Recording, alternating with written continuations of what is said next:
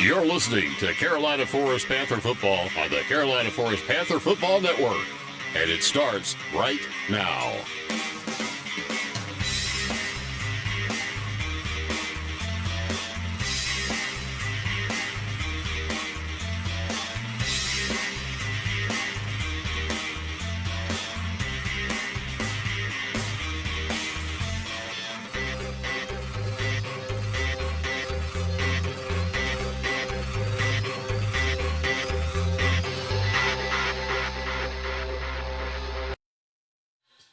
Good evening and welcome to Carolina Forest Panther football here on the Carolina Forest Panther Football Network as it's playoff time. Playoffs? We talking about playoffs? Yes, we're talking about playoffs. Second round matchup here in the 5A Division I SCHSL playoffs between the Panthers and the number 1 seeded Carolina Forest Panthers and the number 8 seed Fort Dorchester Patriots.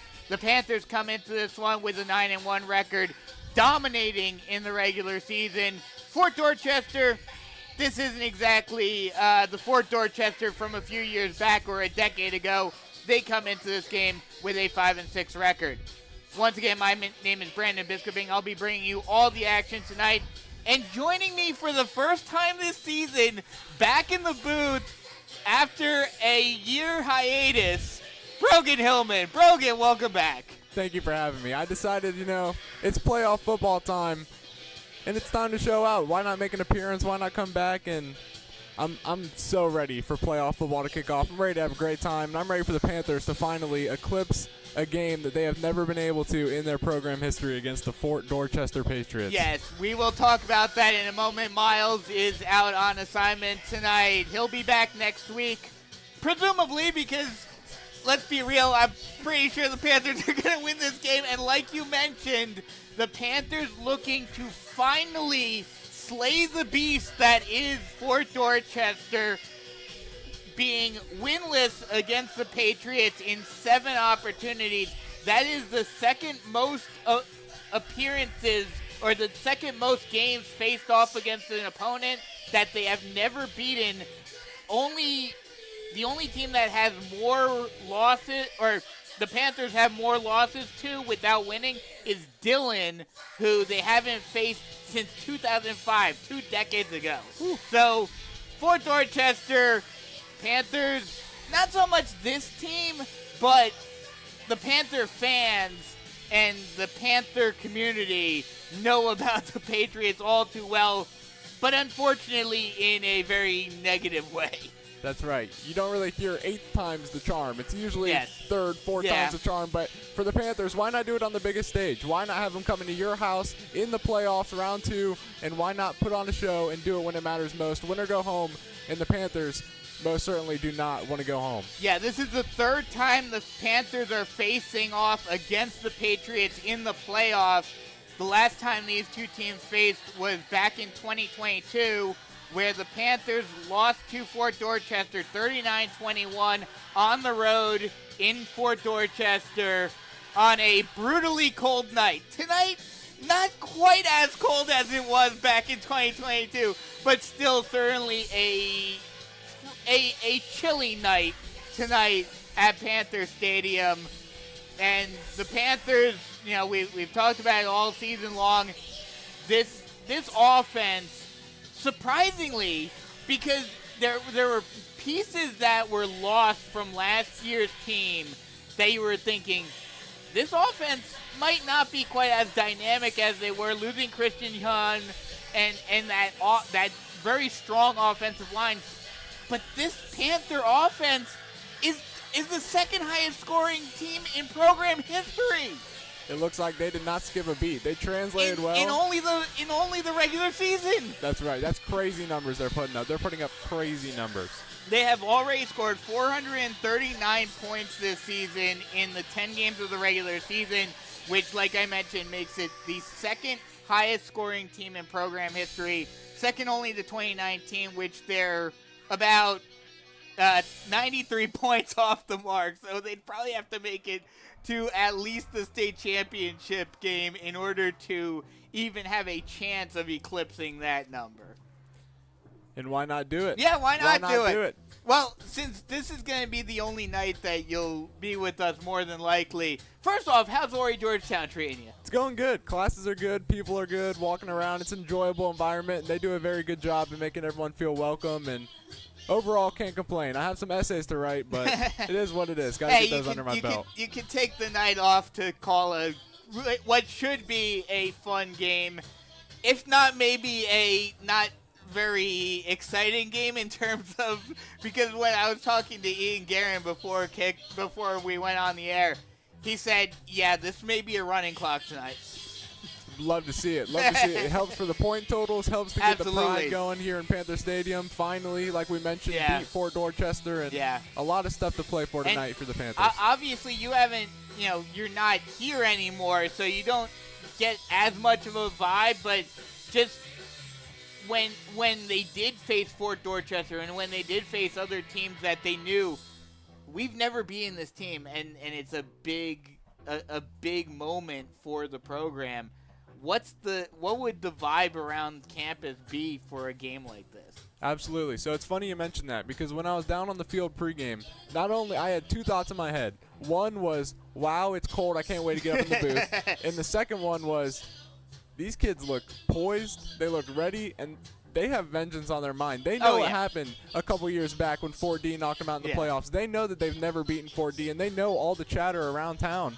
They're ready to go out there and prove it. They're ready to go out there and put on a show. And the team that has put up as many points as they had, the second most in program history, like you mentioned, is ready to go out there and do it once again, and they're ready to stick it to Fort D. And I think for the school and the environment, it would just cause a level of, they know this team is good, but if they can go out there and slay that beast like we mentioned, and they can do it in a winning fashion with a running clock, if they can do it all 4 quarters, just stick it to Fort D, they're going to know how legit this team is. Yeah, and not only would they beat Fort Dorchester for the first time in program history, they'd make it to the quarterfinals for the 7th time in program history. Most of those have been over the last few years. Obviously, last year was the one outlier, but Mark Morris has been very good in the playoffs in his career here at Carolina Forest.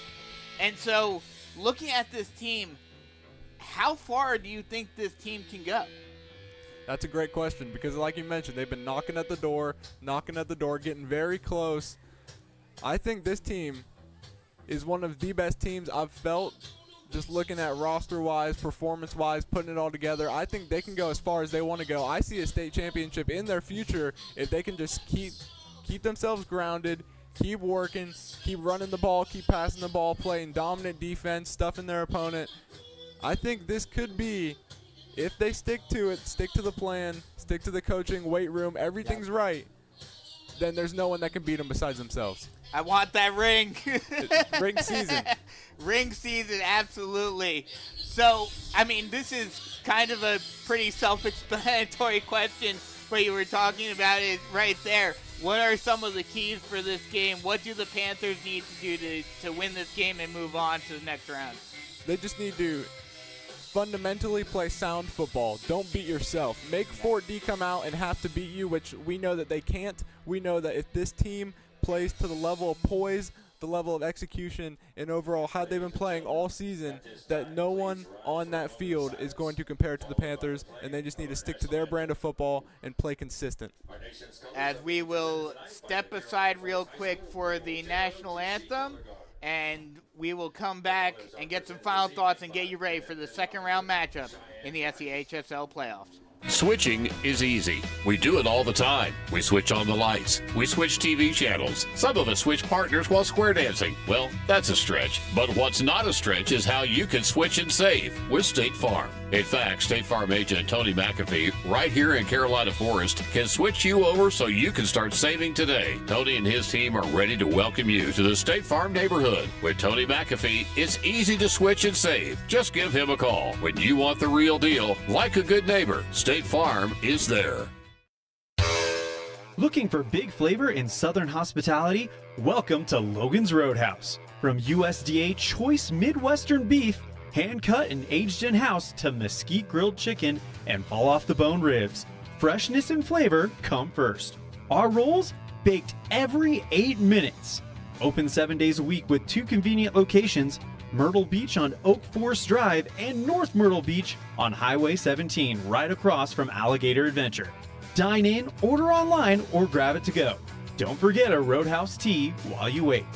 No matter how far you've traveled, or if you're just down the road, get on the road to Logan's Roadhouse. We'll see you soon. Sweet! Touchdown Panthers! This offense is really heating up, just like Swig and Swine Barbecue, boasting a starting lineup that includes slow-smoked pulled pork, brisket, ribs, chicken, and turkey, plus all-star sides and desserts that are a touchdown every time. All served up with genuine hospitality from a championship team proud to be part of Carolina Forest Panther Nation. Swig and Swine always delivers a winning mix of quality, flavor, and community.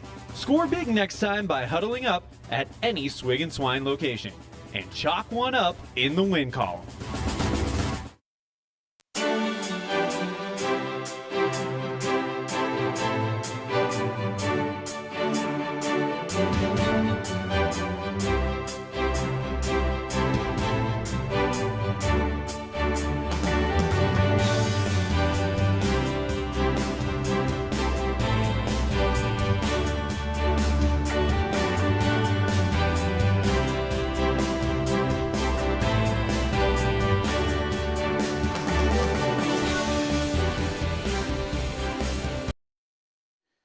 Welcome back as we are just a few moments away from this second round matchup between the Panthers and the Fort Dorchester Patriots. And I know that you kind of, I have an interesting question for you. What would you rather have on your first night back? A blowout or a close game? Ooh, I think both the commentator and fan inside of me want to see a close game. Yeah. But the school spirit. Fair enough, yeah. And everything inside. We just need to get through this week. We need to get Fort D under the belt. We need to blow them out. Finally beat Fort D. Yep. And then set our focus next week. So I personally, I think I want to see a blowout here. It's funny. Miles texted me and said he was going to be listening tonight. And he said, obviously he hopes he gets another game. And he said, when I said it might be a blowout, he was like, oh, good, I like running clock. I was like, and then I responded to him. I said, I'd like to actually have an exciting game to call for once this season, because all of the Panther games this season, with really the exception of, there really hasn't been an exception this year. Maybe Hartsville, but that was still a 22-point spread. Like, there has not been a single game this season that the Panthers haven't utterly dominated, or, in case of Irmo, being dominated. So, as both teams are out in the middle of the field for the coin toss. Yeah, this Panther team does not like to keep it close. No, not at all. Either end of the spectrum, you either win big, lose big. They really feed into that go big or go home mentality. Absolutely, and luckily for the Panthers, 9 times out of 10, it's been on the winning side of things. Number 34, Anthony Cunningham. As the captains are being named on the field, waiting for the coin toss. And I will say, leading up to kickoff, I think the one team that makes this team, in particular, the class of 2026, so dangerous is just their experience. Oh, yeah. Being able to sit behind the class of 2024, 25, grow, and they just really saw the foundation being laid. 3-time region champions. It was done twice before them. They knew the expectation. They knew what they had to do, come out and compete. And everything was set in front of them, whether that was the weight room, practice, coming out and executing in games. They know the standard. They know their discipline that they have to play to, and they rise to that level week after week. Couldn't tell who won the coin toss, but the Patriots will receive the first half kickoff. So the Panthers will get the ball to start off the second half, which is always a good thing. You like being able to get that second half kickoff. Do we see some trickeration like we've seen this season to open this game? We might. They like that pooch kick. Yeah, That's something. That like squib onside kick. That's right, yeah, landing it in that little neutral area, leaving it up to be awkward, whoever gets it, first man on the ball. I remember listening to the Saucusty game with you and Miles on the call. I was on the way home from work, and I just hear that pooch kick, the excitement in your voice, get on the ball, and it wouldn't be bad to see something like that this time around. No, absolutely not. This Fort Dorchester team, of their 5 wins this season, 3 of them have been come from behind wins where they've scored the game-winning point in the fourth quarter. So this team does not get off to a hot start, which is very fortuitous for the Panthers, who have gotten off to hot starts throughout this entire season. Seems like 2 drastically different styles of play. So if the Panthers can really hone in on that, use that to their advantage, like you mentioned, they come out, start off hot, and they don't let the Patriots get going immediately. This could get out of hand fast in the first or second quarter. We could be sitting here halftime with the running clock already going. Exactly. The winner of this game will face off against the winner of the Somerville-Ashley Ridge game, which we will be sure to keep an eye on and give you updates on that as well. Looking ahead to that game, or the potential of that game, it's a difference between a team which, again, I don't think the Panthers have ever been in Somerville, another team that you've had that history against, versus a team that you've already faced this season and beaten.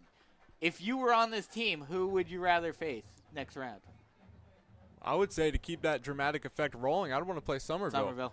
Played Ashley Ridge. You know what they had. You beat them. You gave them their best game. And now you come out and you would have an opportunity to do it once again. And that would be 3 different opponents that you could look at with Fort D barring a win tonight, with Ashley Ridge and with Somerville. That just really adds fuel to the fire. And if you want to talk about sparking a state championship run, it's things like that that'll help get it going. Yeah. Keon Jam puts the ball on the tee, and we are underway here in the second round of the SCHSL playoff. It is a pooch kick, and Fort Dorchester is able to fall on it at the 32. They'll mark him down at the 33-yard line, and that's where the Patriots will start on offense.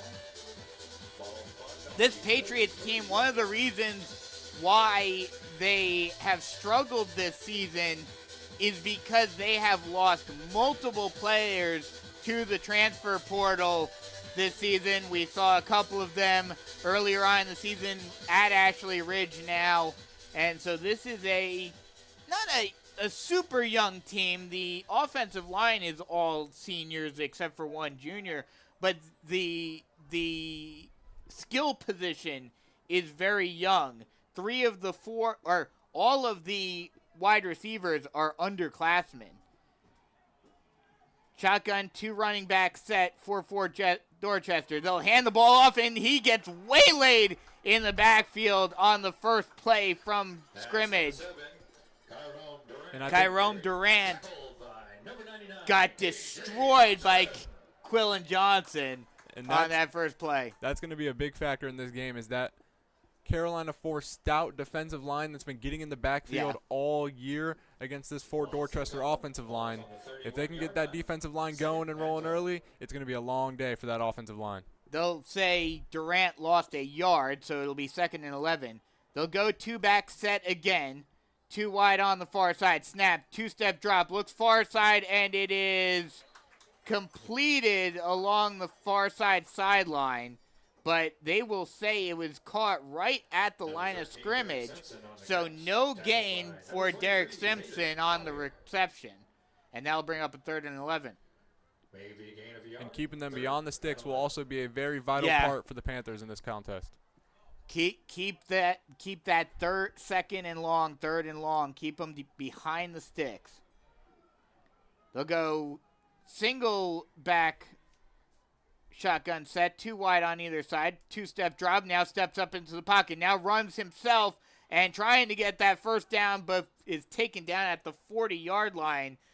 Sumo Brown getting taken down short of the line to gain. That'll bring up a 4th and 2. And it's plays like that they're going to have to make a tough decision early on in this game.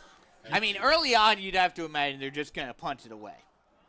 That's right. It does look like they have that Yeah. punt formation out in the field.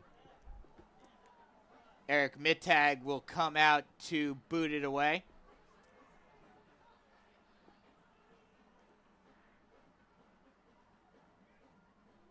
It's a high kick. Panthers will let it bounce, and it'll be recovered. It'll take a Fort Dorchester bounce and is recovered. Ball rolls down They'll mark it at to the 30-yard line. 30-yard Panthers will line. take over first and 10. Big hand for your And that's where the Panthers. Panther offense will start this first drive of their playoff run this season.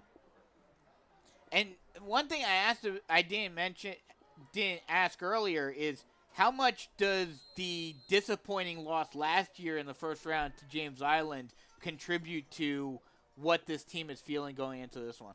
I think they want to get it back. They had the opportunity. It slipped away from them in that second round matchup. Now you're back in the second round. You want to get revenge for all those guys, class of 2025, that didn't have the opportunity to continue on playing. You have them in the back of your mind, as well as the goal. You want to keep adding to that and just keep moving forward, beat your opponent one play at a time. Absolutely. As the first play from scrimmage is whistled down, it'll be a false start on the Panthers. So that'll push them back 5 yards and make it a first and 15 to start this drive. Shotgun set. 2 wide on the far side. Some substitutions now for the Panthers. Caden Cole comes in replacing Granger.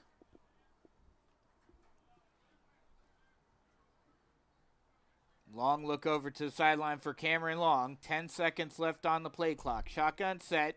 2 wide on the far side. Long takes a snap. Speed option. He will keep it himself, but nowhere to go. He gets taken down from behind at the 26-yard line. Savon Garrett on the tackle.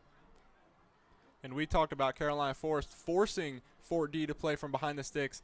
That's what you do not want to do on the offensive side of the ball. You want to avoid those penalties. Don't shoot yourself in the foot and put yourself in the best possible position moving forward to call your best plays. It'll be 2nd and 11 after that gain of 4 by Long. Shotgun set 2 wide on the far side.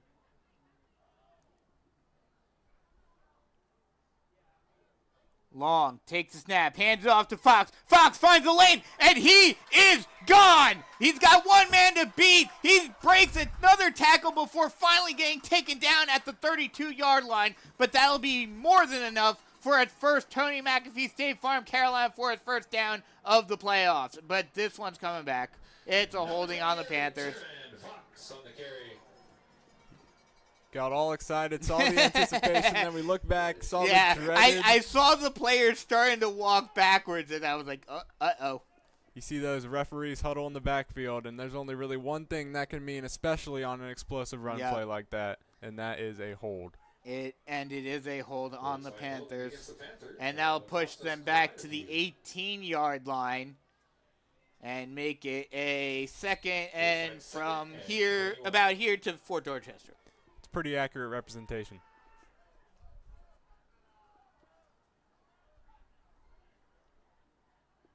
Shotgun set 2 wide on either side for the Panthers.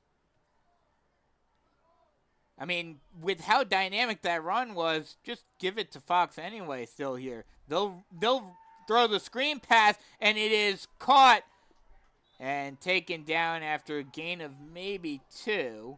That is in Cone on the reception.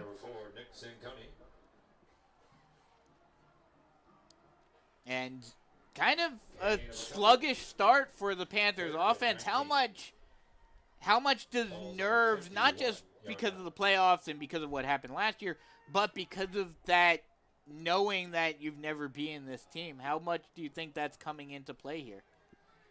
Probably just fuels it to the point where they think that they have to come out and be perfect. They have to do exactly what they need to, and sometimes that can lead to a sluggish start just because you want to be so perfect and you focus on all the small details. I think they'll eventually ease into it and just come and play their own game and know that they can beat these guys one-on-one. Three-step drop, empty backfield, and it's caught on a post route to McDowell, and he'll get the first down and more before getting taken down at the 41-yard line. That is a Tony McAfee State Farm Carolina Forest first down, and that's exactly what you need for the Panthers. Get that passing game going, and that Cameron Long had all day in the pocket on that one. The offensive line held up perfectly, and Brady McDowell ran a perfect post route to make the reception. I think that was a perfect example of everyone doing their job, doing what they need to, and allowing the play to develop. Shotgun set, one wide on either side. Long now hands it off to Fox. Fox finds the lane. He's got one man to beat, and he's gone. 10-5, touchdown Panthers. That's their first Swig and Swine Barbecue touchdown of the playoffs. And then the offensive line, once again, just creates a big hole, they gave Cameron Long the time on that last play to open up the big pass, and now 4D doesn't know what to expect on the next following play. Jaron Fox reads the hole perfectly, gets a big breakaway 40-yard touchdown. The extra point by Jan.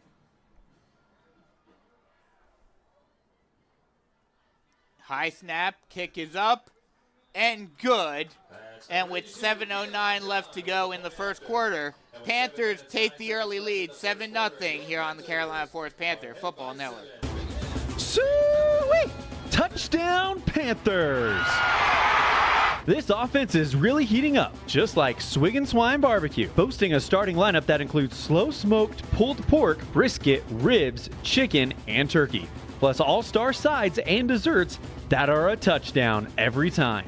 All served up with genuine hospitality from a championship team proud to be part of Carolina Forest Panther Nation. Swig and Swine always delivers a winning mix of quality, flavor, and community. Score big next time by huddling up at any Swig and Swine location and chalk one up in the win column. 7-0 Panthers lead it halfway through the first quarter, and kind of what we were talking about a little while ago, how much does that first touchdown and coming back from being third and a mile help the confidence going forward in this game? I think it just shows them that they can execute from any part of the field on any down. They can do what they need to do, chip away to make the big play and get in position to help themselves out as best as possible. They'll kick it away. Little squib kick is recovered by Fort Dorchester at the 32-yard line. I just think it's so funny because anytime you see Jaron break one of those big runs, you start to get excited and ramped up, and then you realize. And then you're like, wait a second, they're marching it back. Exactly. And then luckily, it doesn't happen very often. That's right. And he knew exactly what he had to do. Just do it again. Yep. They're going to call it back. Just do it again. Replicate that success, and that's exactly what he did to get the Panthers on the board and open up the scoring. And both teams are huddling up. No timeout was called, but I guess the ref just gave them some time with the change in possession to huddle up and prepare for this next drive. They'll go empty backfield, 2 wide on either side. Snap. And they'll run the design quarterback sneak with Sumo Brown, and he will only get a gain of maybe a yard, and that'll bring up a 2nd and 9. Yeah, well, he met 2 of Carolina Forest's finest in that backfield when he tried to run that little QB sneak in Quillen Johnson and Anthony Weinglass, and that is not a sign that you want to see. Anthony Cunningham, my apologies. Yeah. That is not the sign that you want to see on the defensive line if you are 4D. You're doing what I did a couple of weeks ago, naming old players. And George Handley also in there at defensive tackle. He is a beast as well. Empty backfield again, 2 wide on either side. Snap, 3-step drop this time, and he'll throw it, and it's lofted up, and it is incomplete. Trying to get it out to Devin Gates, and that was actually Thomas Adamski at quarterback. Not sure why Sumo Brown was not in the game, but either way, that was an incomplete pass to Gates, and it'll bring up a 3rd and 9. And early on, it seems like Fort Dorchester's not afraid to mix up the quarterback play in the backfield a little bit. And it might be a situation kind of similar to what happened last week against Conway, where one is more the passing quarterback, the other is more of a running quarterback. They'll go empty backfield again, 2 wide on either side. Adamski steps up into the pocket. Now he'll try to scramble, throws it on the run, and it is incomplete. And that'll bring up a 4. Actually, Adamski held it and took it down to run, and he gets a gain of 2. But it will bring up a 4th and 4. And I bet he wished he threw that one away because he took a hit at the end of that play. He did gain 2 yards, so at least it wasn't a sack. But still, you are correct. He did take a big hit. And once again, Mittag will have to come out to punch it away for Fort Dorchester. High kick. Panthers will let it. Oh, no, actually, it is fielded at the 25-yard line, taken down at the 24-yard line. That's number 11, And Brady McDowell gets taken down, and the Panthers will start on offense once again at their own 23-yard line. So good start for the defense. 2 straight 3-and-outs on the first 2 drives for Dorchester. And that's exactly what you want to do, is get them off the field as soon as possible, make the right plays, force 2 3-and-outs in a row, and get this offense back on the field, hopefully put up more points, and add to that point we had of the Panthers starting hot, 4D starting off slow. Yep. Shotgun set, 2 wide on either side for the Panthers.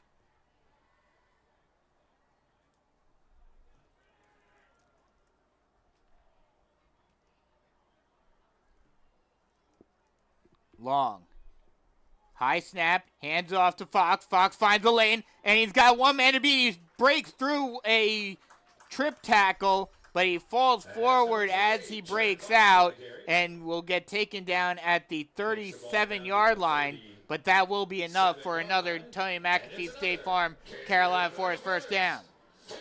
And this might be one of those games where Jaron Fox has multiple runs where he's just 1 break away from taking it to the house from distance. And I'm getting deja vu because I swear we had so many games, pretty much every game last season that we did, that was the exact same situation. The one I remember specifically was the Myrtle Beach game last year, where in the first half he was just chipping away. And then in the second half he broke a couple of big ones. Shotgun set, 2 wide on the far side, and this time he does break it. Jaron Fox is gone. He's got 1 man to beat, carries the man all the way down to the 2-yard line before finally being dragged down 2 yards short of a touchdown. He's like the boogeyman. You say his name, and he's going to put on a show. He comes out all the way from the 37 down to the 1-yard line, and this rush offense is ready to go. He carried Khalif Smith, 20 yards on his back? He was holding on for dear life. Jaron Fox is a machine. And 113 rush yards to show in the first quarter. Already. Shotgun set, 1 wide on either side. And whistles are blown. This may be a false start on the Panthers.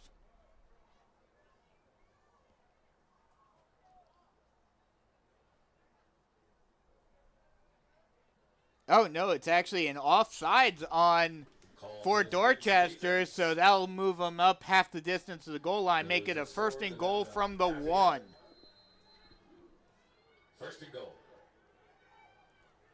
from the 1. And you got to imagine here on the doorsteps of the goal line, just going to hand that ball right back off to Fox and let him get the work, get the touchdown he should have had if he wasn't being dragged for 20 yards on that previous play.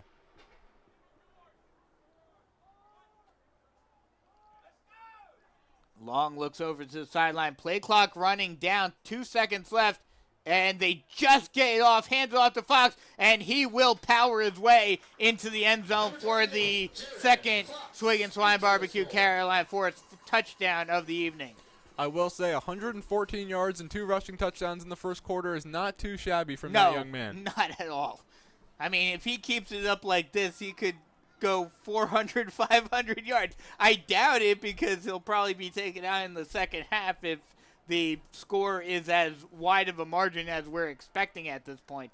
But already eclipsing 100 yards in a quarter is incredible. This kid is something special. The extra point by Keon Jan, and I've mentioned it before multiple times this season, how he is not getting any Division I offers is insane. I know he's small, but speed kills. And it's been killing this Fort Dorchester defense throughout this whole first quarter. And not sure why there is a delay in the extra point, but looks like the ref is ready to go now. Ball boy completely missed that referee with the throw. The extra point is up and good.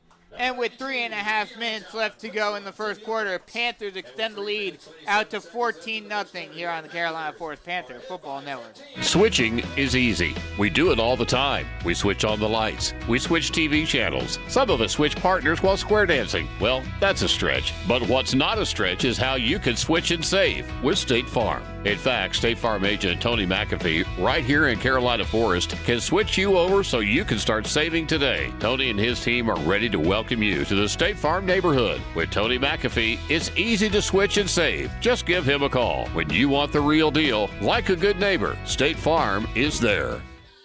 14-0, Panthers lead already with 3.5 left to go in the first quarter. And the Panther defense will look to continue their strong start as well, forcing Fort Dorchester to go 3 and out on each of their first 2 drives. It's just been a display of wanting it so far, having your defense come out, play very stout, not let up any yards, and then when you get the ball on offense, letting your best player in Jaron Fox run free, creating opportunities, and putting points on the board. And Keon Jan just boots it into the end zone for a touchback. From the 20. So Fort Dorchester will start on offense at their own 20.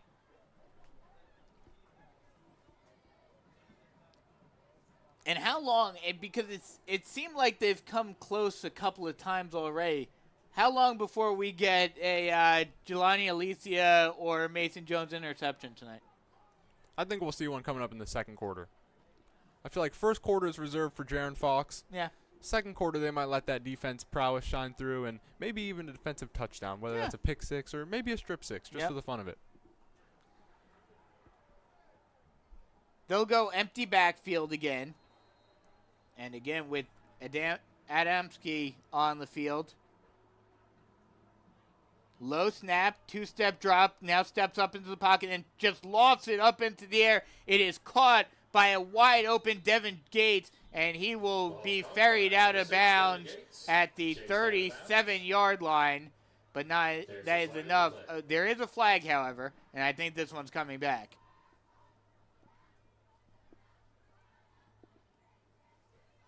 Didn't see anything too obvious on the initial play. Maybe the refs have a better view on the field. I'm assuming a holding call, but we will have to wait and see. Or I'm not sure what that motion was. I have never seen that motion with the ref kind of waving his arms along the side of his body. But it's against the Panthers, but I believe Fort Dorchester declined it. So either way, it's a first down for Fort Dorchester with the ball at the 37-yard line. Empty backfield once again, 2 wide on either side. Adamski takes the snap, 2-step drop, looks near side. It is caught and taken down at the 47-yard line by Rutledge. So now you see Fort Dorchester start to pick up the offensive play a little bit, first down after first down. Trying to get back in this game, but Carolina Forest, if we know anything about this defense and how stout it is, if there's one thing they're going to do, it's going to slam the door in your face, and they're going to do it fast. Empty backfield once again. It looks like Fort Dorchester is focusing on the passing game after the running game was dominated on the first 2 drives. This time pressure gets to Adamski, and he just has to loft it up. And luckily for him, there was no Panther in the area, and it falls incomplete. It's a great pursuit in the backfield, making him panic, having to go through his progressions faster than he'd like to, and just having to get the ball away, forcing that second down, and now they have to really try to keep him behind the sticks as long as possible. And while Adamski is a senior, like I mentioned earlier, all of the wide receivers on this Fort Dorchester team are either sophomores or freshmen. So a very young receiving core for Fort Dorchester. Empty backfield again, 3 wide on the far side. Throws it short. It is completed at the 49-yard line to Devin Gates, and he will get taken down at the 48. Roman Fisher on the tackle, and that'll bring up a 3rd and 5. Once again, forcing him to get that ball out as soon as possible, pressure in the backfield. That time he was able to get it out to an open receiver. But going back to your point, that is a very unusual situation to see with freshmen and sophomores only at that position. You don't see that very often. No, you do not. I mean, it might have something to do with the fact that they lost a lot of their wide receiver core to the transfer portal. Empty backfield once again, 2 wide on either side, and now motion, and I believe this is going to be a false start because it looked like Gates had no idea. Yeah, it's going to be a false start. Gates jumped way before the snap was even considered. And that'll bring up a 3rd and 10 now, moving the ball back into Fort Dorchester territory. And for Fort Dorchester, having those first downs after first downs, having a little momentum start to build up, stuff like that is what really kills that momentum and what brings them all the way back to the sticks. And how long now, because this entire drive has been empty backfield.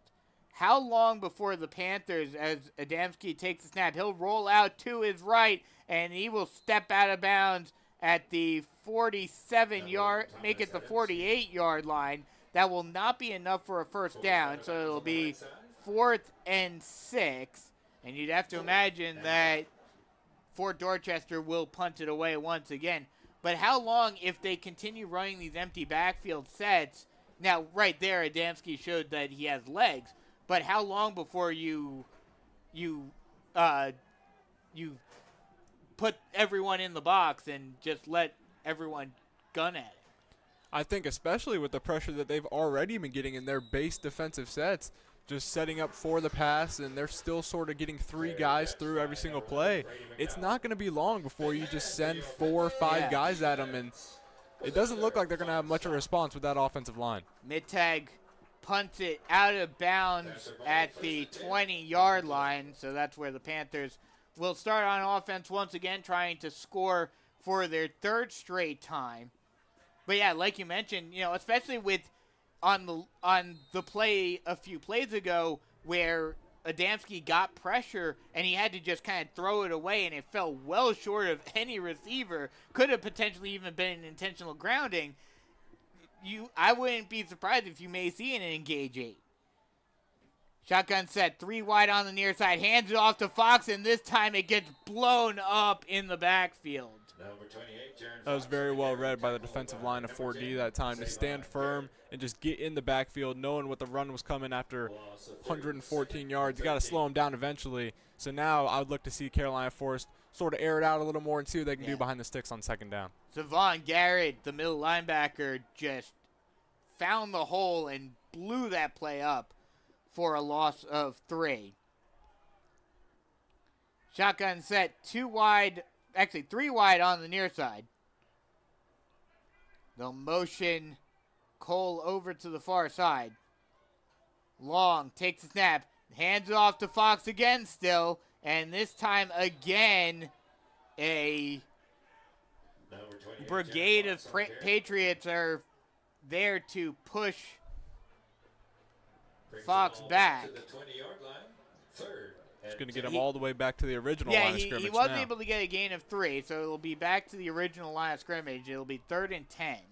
And that might do it for the first quarter as the game clock is down to 10 seconds. We'll see if the Panthers decide to snap it one more time or not. They will get set, and they'll just let the clock run down to 0. and that is how the first quarter will come to an end. 14-0 Panthers lead it after one here on the Carolina Forest Panther Football Network. Looking for big flavor in Southern hospitality? Welcome to Logan's Roadhouse. From USDA choice Midwestern beef, hand-cut and aged in-house, to mesquite grilled chicken and fall-off-the-bone ribs, freshness and flavor come first. Our rolls, baked every 8 minutes.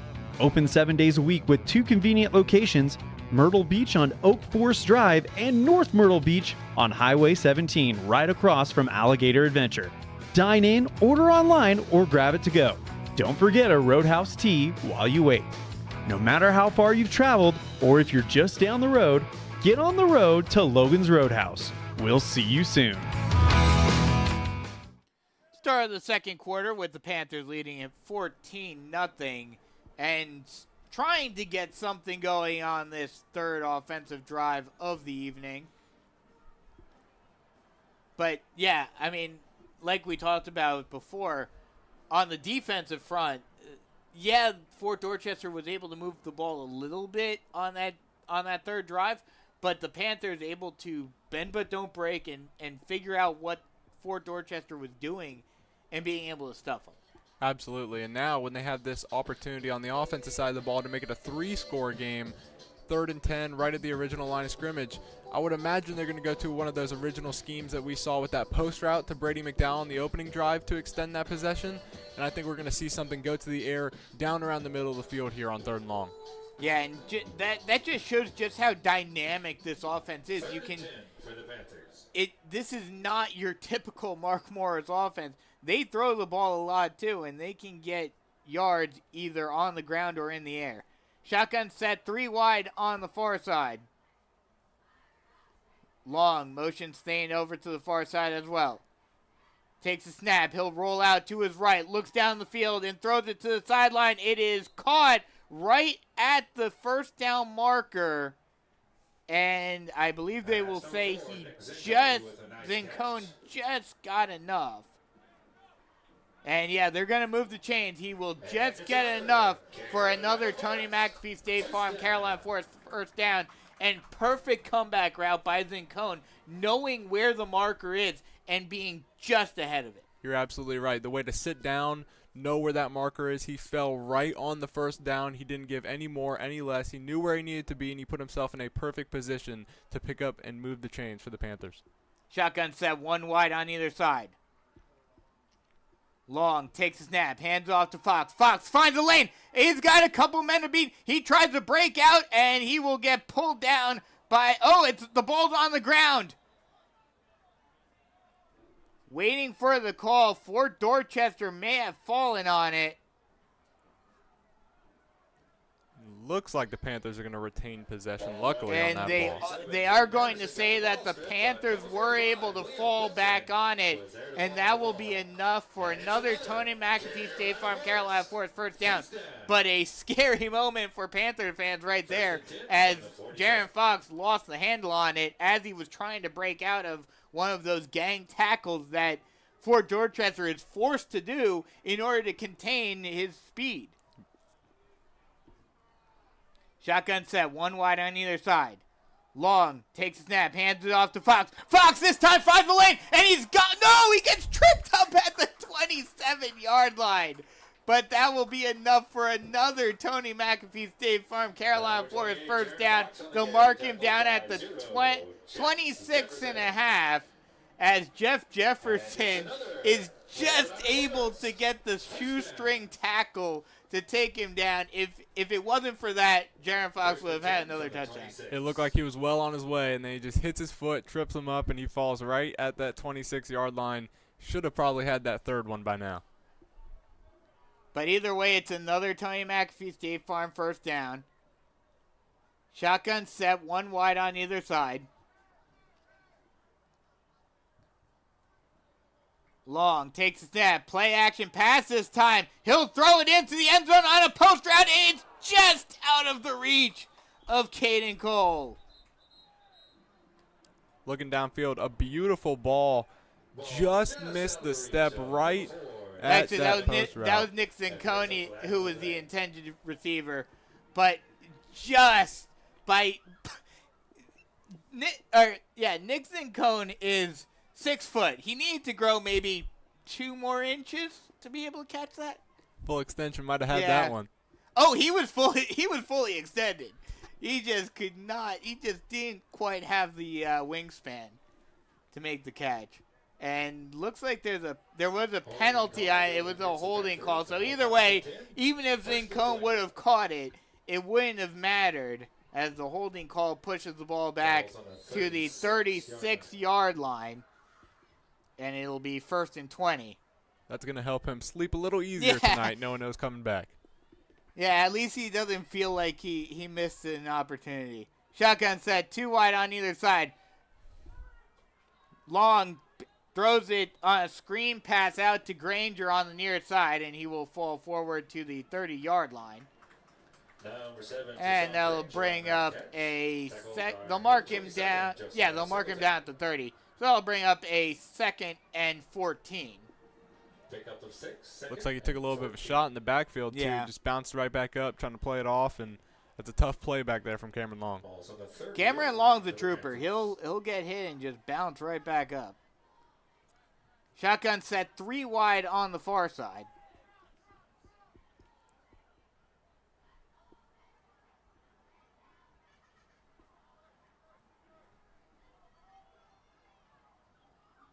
Long takes the snap, rolls out to his left, now turns around, throws a screen pass out to McDowell, and McDowell gets walloped after only a gain of maybe 2.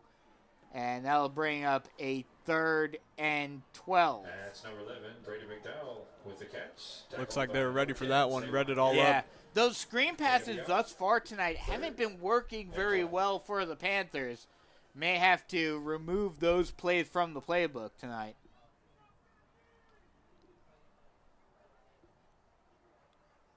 They'll go 2 wide on either side on this play. 3rd and 12, ball on the 28-yard line. Long takes a snap, play action pass, 3-step drop, looks down the middle of the field, and a wide open Nixon Cone in the end zone for a touchdown. Another perfectly run post route for, oh no, it's actually Brady McDowell this time who makes the catch for the touchdown in the end zone on the slant, on the post route.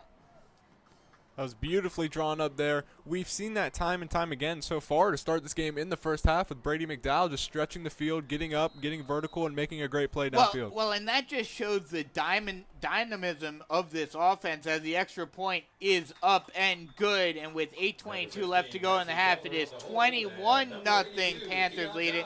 That just shows the dynamism of this offense. You have to respect Jaron Fox's speed and his maneuverability and his elusiveness. And even on a 3rd and long, if you run play action, the linebackers are forced to push up, and as a result, those post routes, you're left wide open in that hole. It's an offense that just chips away, can hit you from many different aspects all across the field. You have to account for everybody, and sometimes that's just way too tall of a task for a defense. Absolutely. As we will keep it right here for the kickoff.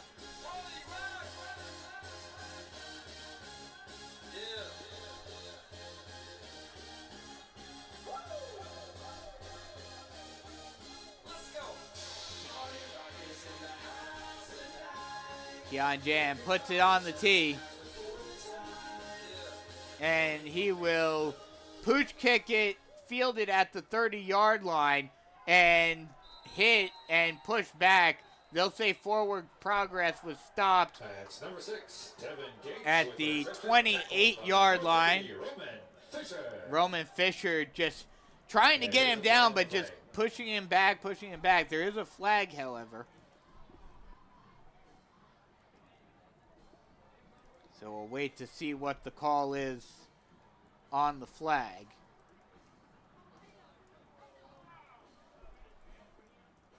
It'll be a holding on the Panthers.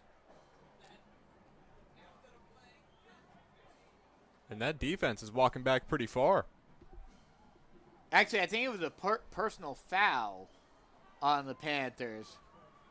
And either way, Ball goes against the Panthers. it'll Ball push spotted the on ball 43 all the way up to the It'll be first and 10 43-yard for the line. Patriots. So some decent field position for Dorchester. And now they're going to go with an interesting heavy set, and the direct snap will be taken down and trying to get something going. Only a gain of 1.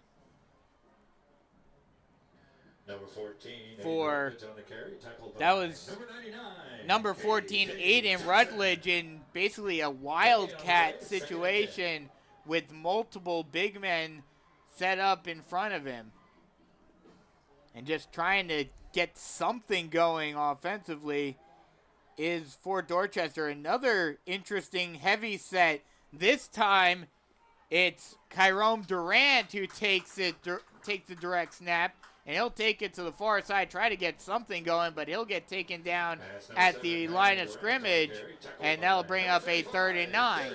And right now what we're seeing is this defense fly around. They're all over the field. They're hitting everything that comes their direction. They're not letting anything up. This is their 4th possession. They have barely moved the ball past midfield, and they are playing stout physical defense. 3rd and 9 for Dorchester, and again they're going to go with the heavy set.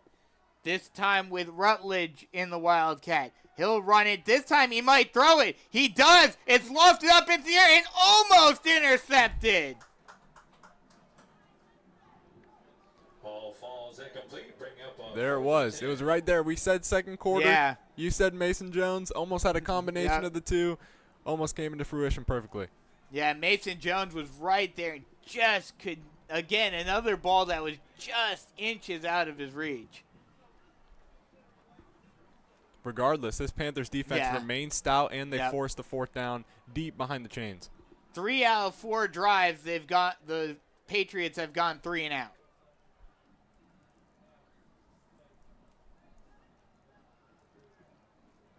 That just speaks to this physicality, the discipline, and knowing the assignment when it comes to the Carolina Force side, especially with this defense. Mittag on to punt it away.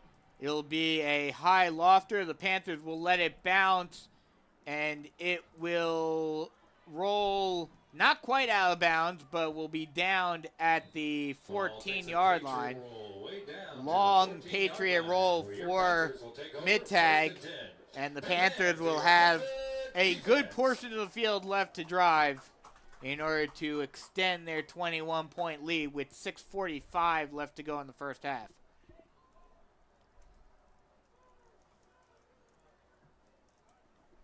And this Panther offense has been showing just how dynamic they've been on both the passing and running game. This Panther offense throughout the season has been almost completely 50-50. Jaron Fox had 1,400 rushing yards, while Cameron Long threw for 1,600 yards. As that ball will be handed off to Fox, and he'll fall forward. Actually, that will be Christian Bennett coming into the game, and he'll get a gain of 3. And that'll bring up a 2nd and 7. And that is a split, especially for season-long stats that you do not see very regularly at all for this Carolina Force team. You've never seen it before this season. It's always been run first. Shotgun set, 1 wide on either side. Long takes a snap, 1-step drop, looks near side to Zincone, and it's overthrown. Zincone tried to go up the ladder to make a spectacular catch on the slant route, but just, again, a little too much. Zincone needed to grow another couple of inches on that one again. Right there on the fingertips. That's another play he's going to want back. Yep. Going to be thinking about that one all night long. I mean, to be fair, he probably would have gotten hit because the defensive back on him, the cornerback, was right there. Playing tight coverage. Yes. Shotgun set, 1 wide on either side. Now Long look over to the sideline. Play clock down to 5 seconds. Long just gets the snap off. Hands it off to Bennett. Bennett finds a lane, but is pulled down at the 20-yard line. Number 5, Christian Good Bennett, job tackled by number 2, Chaz Mitchell. by Chaz Mitchell, Brings up just a fourth, staying and with 4. Bennett. And for the first Ball's for on the the 21 first time yard line. tonight, the Panthers are forced to punt it away. That was a great job by Fort Dorchester to remain strong, not let anything up, and a 4-possession lead, especially heading into the half, would really blow the top off this thing. Great job by the Patriots to try to keep a pulse and stay alive in this game.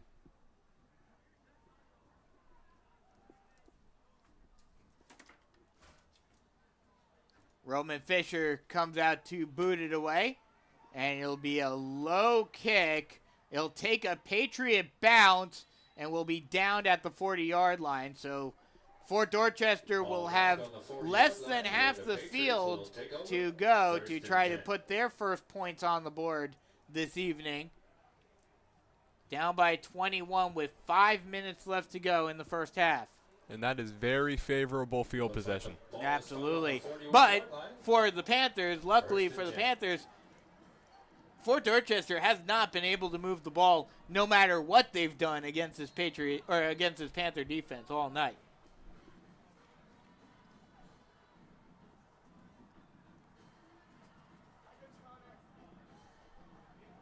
They'll go empty backfield, 2 wide on either side.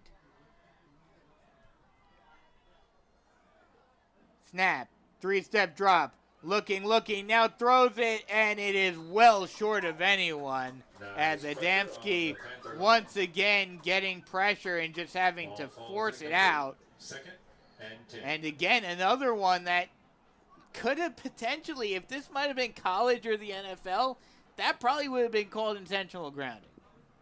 It's teetering on that line. It's getting Yeah. very, very close. Looking for that flag to come out sometime soon, but again, doing a great job with Quillen Johnson and George Hanley to get back there and make that quarterback's job as hard as possible. And Fort Dorchester again going back to the empty backfield and look for the Panthers to send the house. Snap, they'll throw short, quick pass is caught by Gates, and he'll get pushed back. They'll say forward progression was stopped at the 38-yard line. Tackled by number 33, Drew DeForest. Drew DeForest on the tackle. He pushed Gates back. And that'll bring up a 3rd and 6. And this right here is going to be a big third down, because if Fort Dorchester wants any momentum, especially heading into the half, you have to do it now. You have ample opportunity at the 38-yard line to be able to try to push it deeper into the Panthers' territory and maybe try to put some points on the board, but this is going to be a big play coming up here for the Patriots. They'll go pistol, or nope, they'll go regular shotgun. 2 wide on either side. Snap. Adamski throws it near side. It is incomplete. Trying to get to Lorez Matthews on the near side sideline on an out route. And that'll bring up 4th down. And at this part of the field, especially in high school, you might see Fort Dorchester go for it, and it looks like they may be doing just that. Definitely seems, especially with the stakes of this game and where they're at in terms of the score, definitely seems like 4-down territory for the Patriots. And so, assuming that the defense is able to stop the Patriots right here, you'll probably get the ball with about 4 minutes left to go. Do you try to get another score, or do you kind of just take it into the locker room? Oh, we're taking another score. We're running up this board. We're getting as many as possible, and we're going to try to field them as low as possible if you are Fort Dorchester. Shotgun set, 3 wide on the far side. Adamski has to scramble out and throws it on the run, tries to get it to Matthews, but is incomplete, a little too short. There is a flag, however. And we'll wait to see what the call is. And it's going to be a personal foul, roughing the passer on the Panthers. An unfortunate break for Carolina Forest, as that will move the ball all the way up to the 23-yard line.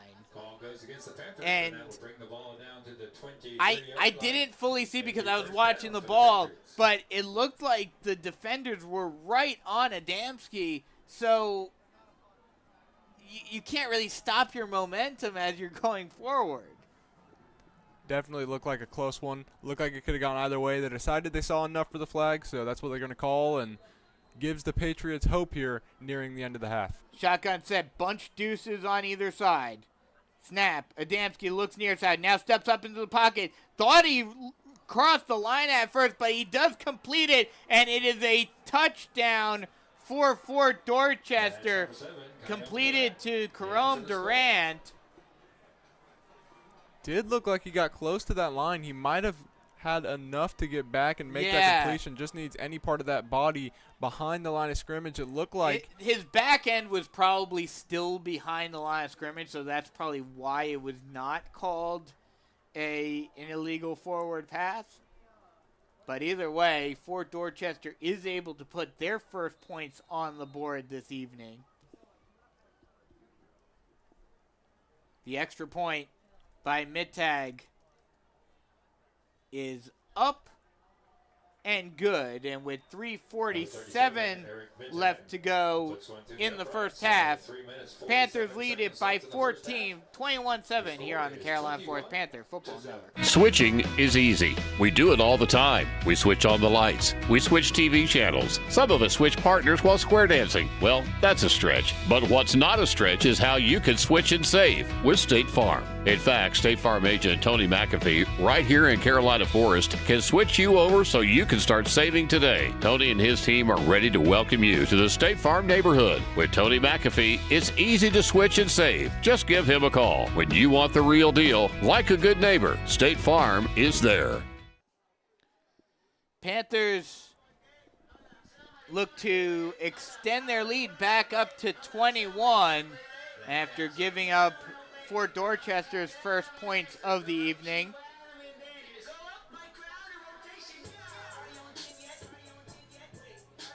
And definitely not something you wanted to see, especially because that comes courtesy of that roughing the passer penalty. They would have had the turnover on downs. Break, yeah. Just talk about beating yourself, not allowing them to stay in this game, slamming the door shut. That does not do that. It gives them life, gives them an opportunity. They capitalize, score a touchdown, and now they have to respond. The kickoff is fielded at the 5-yard line, trying to go down the near side sideline, and finally ferried out of bounds at the 45-yard line. Brady McDowell with a nice kick return, giving the Panthers good field position on this next drive. A lot of space off to that left side. He found the gap, did a great job at reading those blocks, getting upfield, and they got rewarded for it, starting at their own 45-yard line.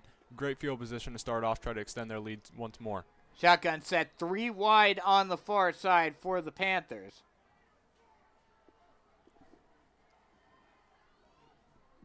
Three and a half minutes left to go in the half. Plenty of time for the Panthers to score another one before the end of the half. Long calling out a play. Now gets set and takes a snap. 3-step drop. Looks near far side. It is completed at the 50-yard line. Taken down at the 47. Granger on the reception. Number 7, Deshaun Granger on the carry. And it's interesting. We see him go to the air on the first play of this drive. Usually it's just hand off, Jaron Fox, see what he can do, how many yards he can pick up. But showing trust in the arm of Cameron Long and letting him air it out in the first play. And that's something that we've seen all season long is Mark Morris having a lot of trust in Cameron Long's arm. Shotgun set, 2 wide on the near side. This time they hand it off to Fox, and he is gone. Carries another man, and finally gets taken down at the 21-yard line. Another incredible run by Jaron Fox and carried a Fort Dorchester defender about 5 yards to 5 extra yards. They'll mark him down at the 23-yard line. Panthers running hurry up. They'll hand it off to Fox again. Fox this time nowhere to go. He will fall forward for a gain of 5. Marked down at the 17-yard line. And like you mentioned, nowhere to go, and he still somehow manages to find a lane, get through some guys, get upfield, and get a gain of about 5 or 6. They'll actually say he got all the way down to the 16-yard line, so it's a 2nd and 2. Snap, hands it off to Fox again. Fox this time finds the lane, and he's gone. 10-5, touchdown Panthers. Number 28, Jaron Fox. It's unreal what this kid can do. If you put the football in his hands, let him make magic happen. 3 touchdowns, 191 yards in the first half. This kid just keeps turning the ball. You give it to him, you cannot go down, and he is making this defense pay. More than likely will not get any more carries in the first half, but still almost 200 yards of rushing in just the first half. It's unreal. It's unreal. That's some Marshawn Lynch high school numbers. It is. Speak about Derrick Henry as well. Yeah, Derrick Henry, yeah. See that just this past week, Derrick Henry finally in the NFL equivalated all those yards, passing his high school mark. The extra point is up and good, and with 2:14 left to go in the half, Panthers extend their lead out to 21 once again, 28-7. Panthers lead here on the Carolina Forest Panthers Football Network. Sweet! Touchdown Panthers! This offense is really heating up, just like Swig and Swine Barbecue, boasting a starting lineup that includes slow-smoked pulled pork, brisket, ribs, chicken, and turkey, plus all-star sides and desserts that are a touchdown every time. All served up with genuine hospitality from a championship team proud to be part of Carolina Forest Panther Nation. Swig and Swine always delivers a winning mix of quality, flavor, and community. Score big next time by huddling up at any Swig and Swine location and chalk one up in the win column. 28-7, Panthers leading it by 21 with 2:15 left to go in the first half. That ball is kicked out of the back of the end zone for a touchback. And Fort Dorchester will start, or actually it'll be caught by Singleton at the 25-yard line. On the 40-yard line, it'll be 1st and 10 for the Patriots. Actually, 40-yard line.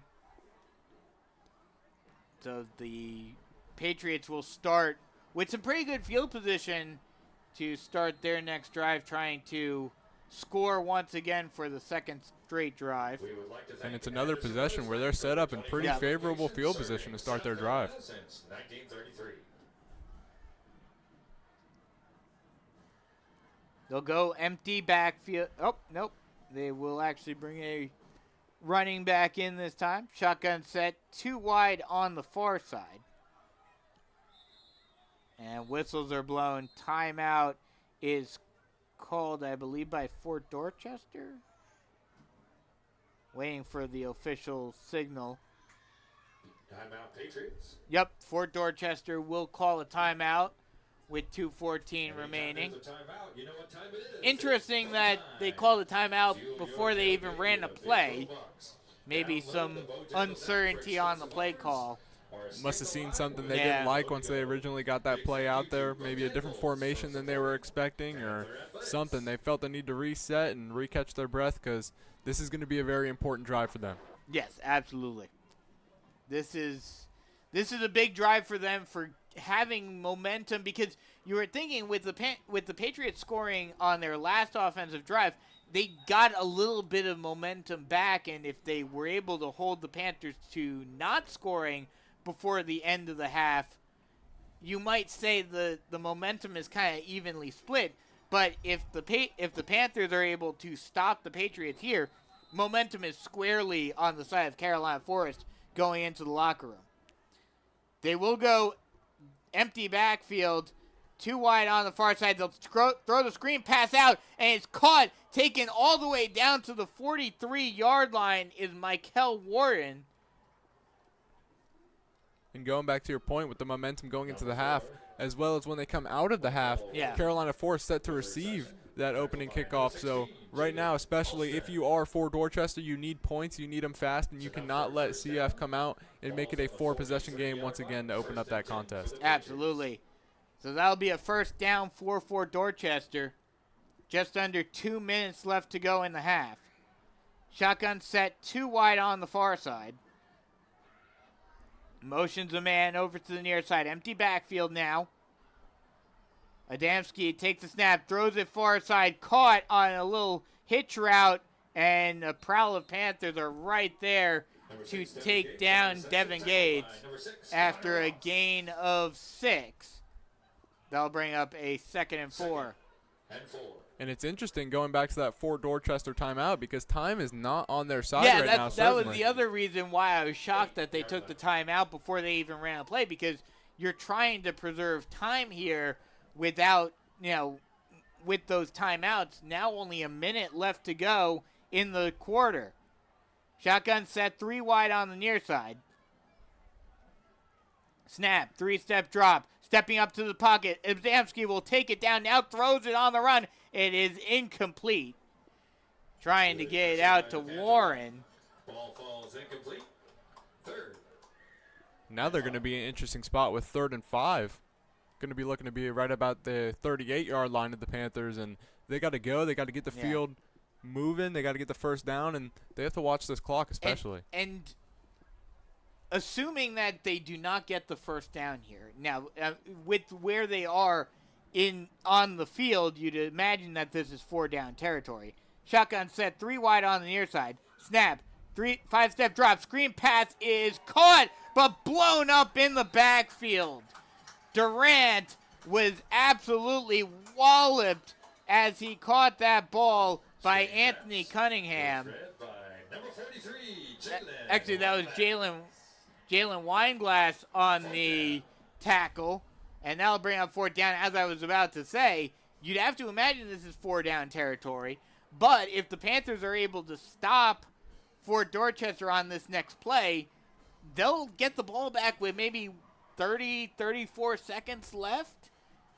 Do you try to get another one? I absolutely would, knowing that Jaron Fox has the capability to break a run at any point. Also, Cameron Long has been showcasing his arm in the deep ball, especially the post, stretching the field, hitting stuff midfield, hitting the comeback routes.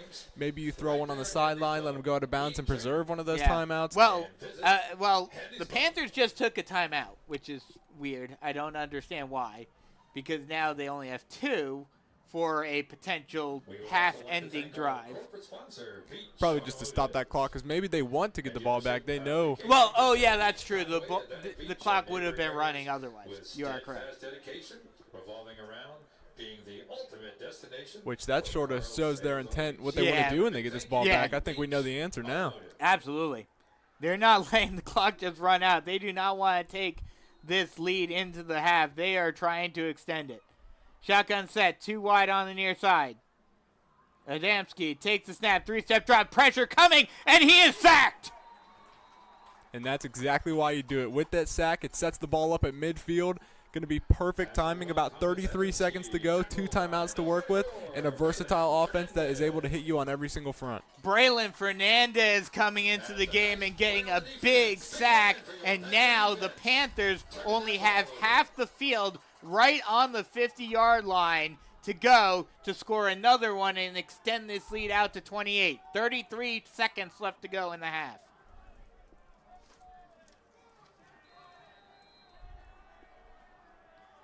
Shotgun set, 2 wide on either side for the Panthers. Long. Takes a snap, 3-step drop, looks down the middle of the field, throws it down the middle, and it is incomplete. Ball into a crowd there. Had his man streaking downfield, coming across, gets hit midair. Almost made a great play, bringing him down to about the 30, but now they're going to have to reset 2nd down at the 50-yard line. Yeah, Caden Cole, or actually that was Nixon Cohn. He was basically triple teamed. He had 3 defenders around him, and he still almost made the catch. Talking about a quarterback letting it fly, getting into his guy that he's very fond with and letting him make a play. Almost came up with the big one there.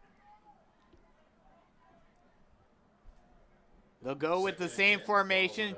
Shotgun set, 2 wide on either side.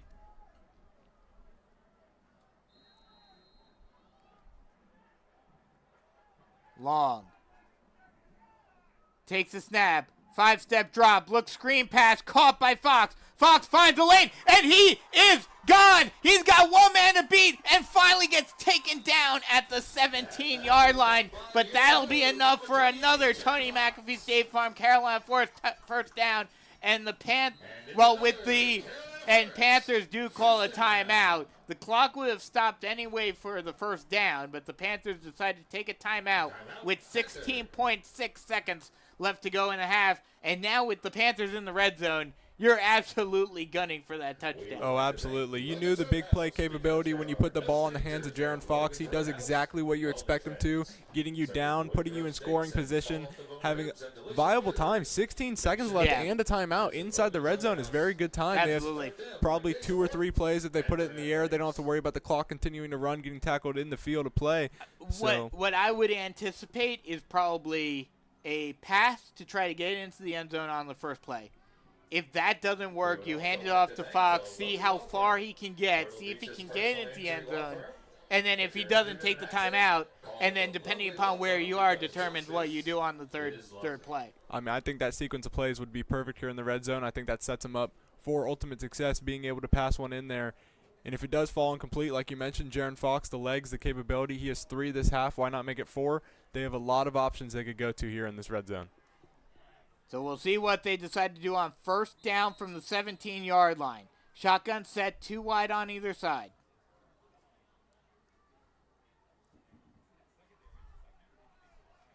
Long look over to the sideline for Fox. Or excuse me, for Long.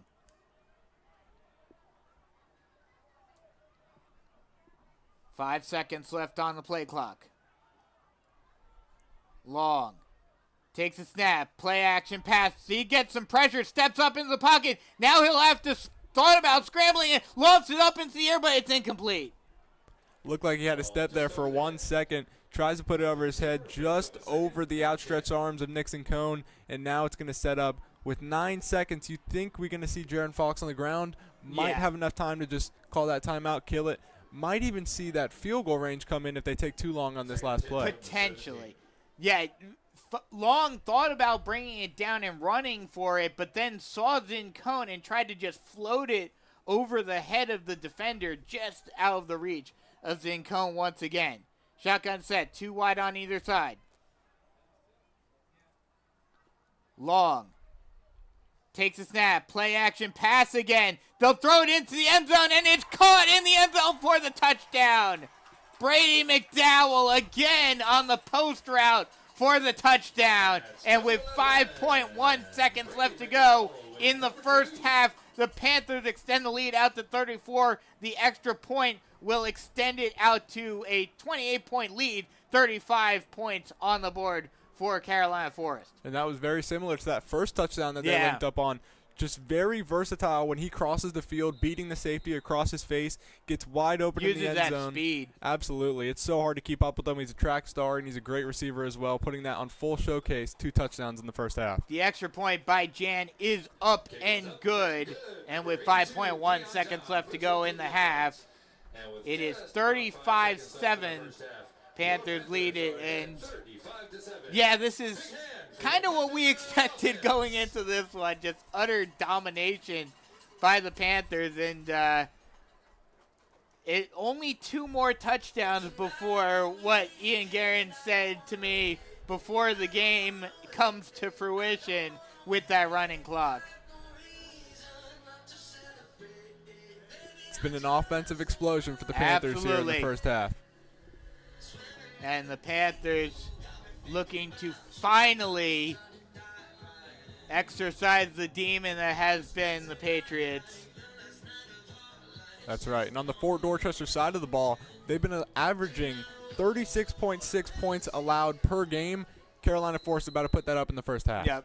Pooch kick is fair caught at the 29-yard line. And that's where Fort Dorchester will take over on offense. Yeah, like you said, the Patriots averaging 18.4 points per game this season, and the Panthers have already doubled that. And like you mentioned, have allowed an average of 36.6 points per game, which the Panthers already almost up to in the first half. So, yeah, this has not been what the Patriots wanted to see going into this one. These numbers definitely do not lie on this stat sheet. Every single thing that's marked down is starting to come into fruition. Shotgun set, 3 wide on the far side. A little floater is caught by Durant, and he will get taken down at the 30-yard line after a gain of 2, and that will, oh no, they'll stop the clock for something with 0.3 seconds left to go. Oh, there is a penalty.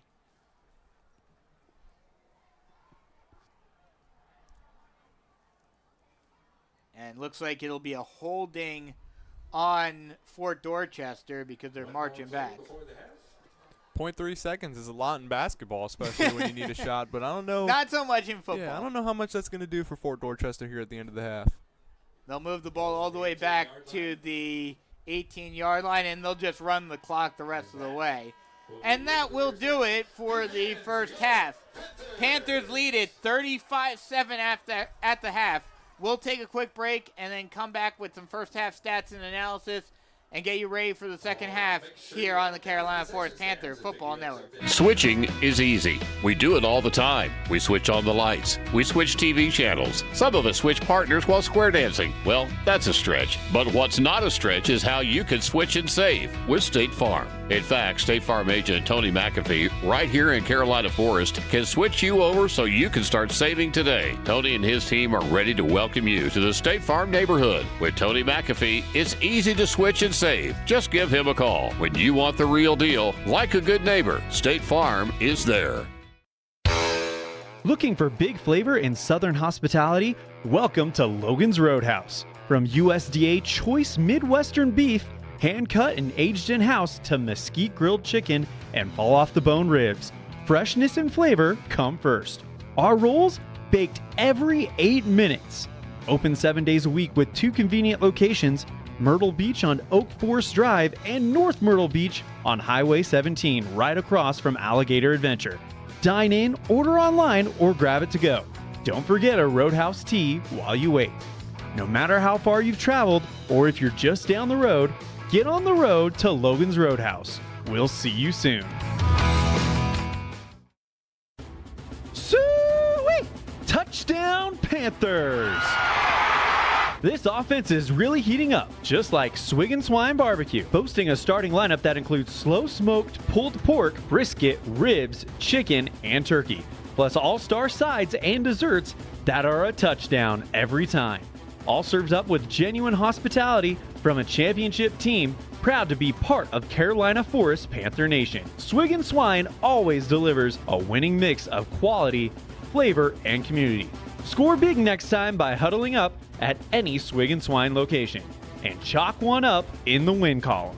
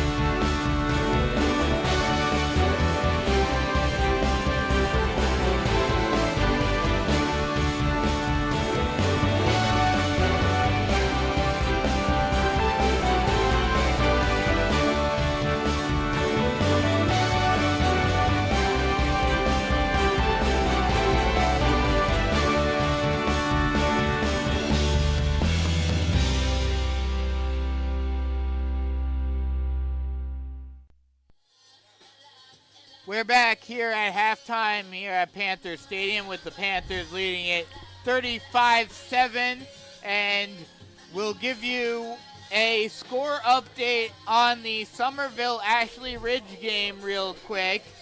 They have, with 10 minutes left to go in the second quarter, Ashley Ridge leading Somerville by a point, 14-13. Jeez, they like to keep it close, keep it dramatic. We're going to have to be monitoring that all night. Here. Yes, we will be. We will monitor that throughout the night. That game, I believe it started at 7:30, so they're a little behind us. So that game will not end before this one does.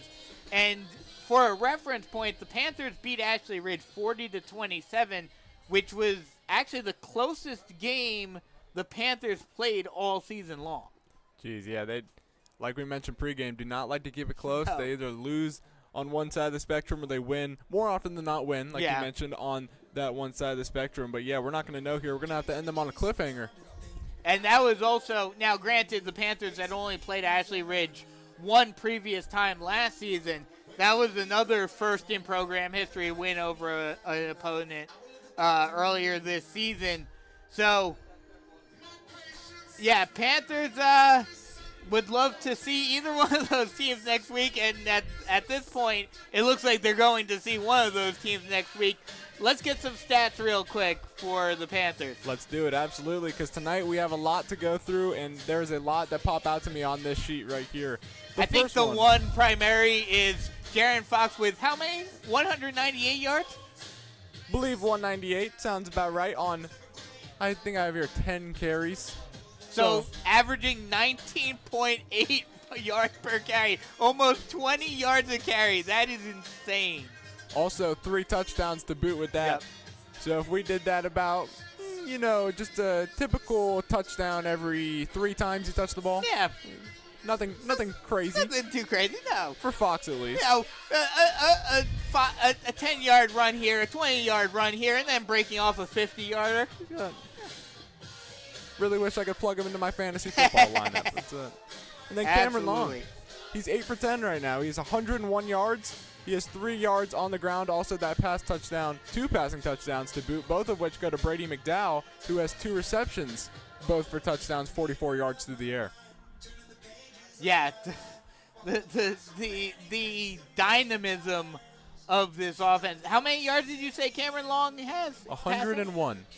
So not quite as even as it has been overall this season, but still, between the two of them, 400 yards. That's pretty crazy. In the first half, I might add. Yeah, they are showing their versatility, their dominance, their will to just keep going, keep plugging away, making the play when they need to, doing what it has to take to just get yards, get on the ground, score, run this score up, make it 35-7 in the first half, and it doesn't look like they're slowing down anytime soon. Absolutely. We'll go around the region real quick. Last week was not a good week, not surprisingly, but not a good week for Region 6-5A.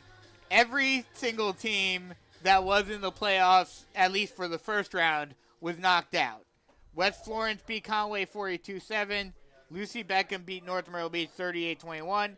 Luggup Elgin beat Socastee 42-6. And Westwood beat St. James 41-14. Carolina Forest and Myrtle Beach are the two teams that are still in the playoffs right now. Myrtle Beach is also winning right now at home at Doug Shaw tonight. 14, not quite as much of a blowout, but 14-0 over West Florence right now.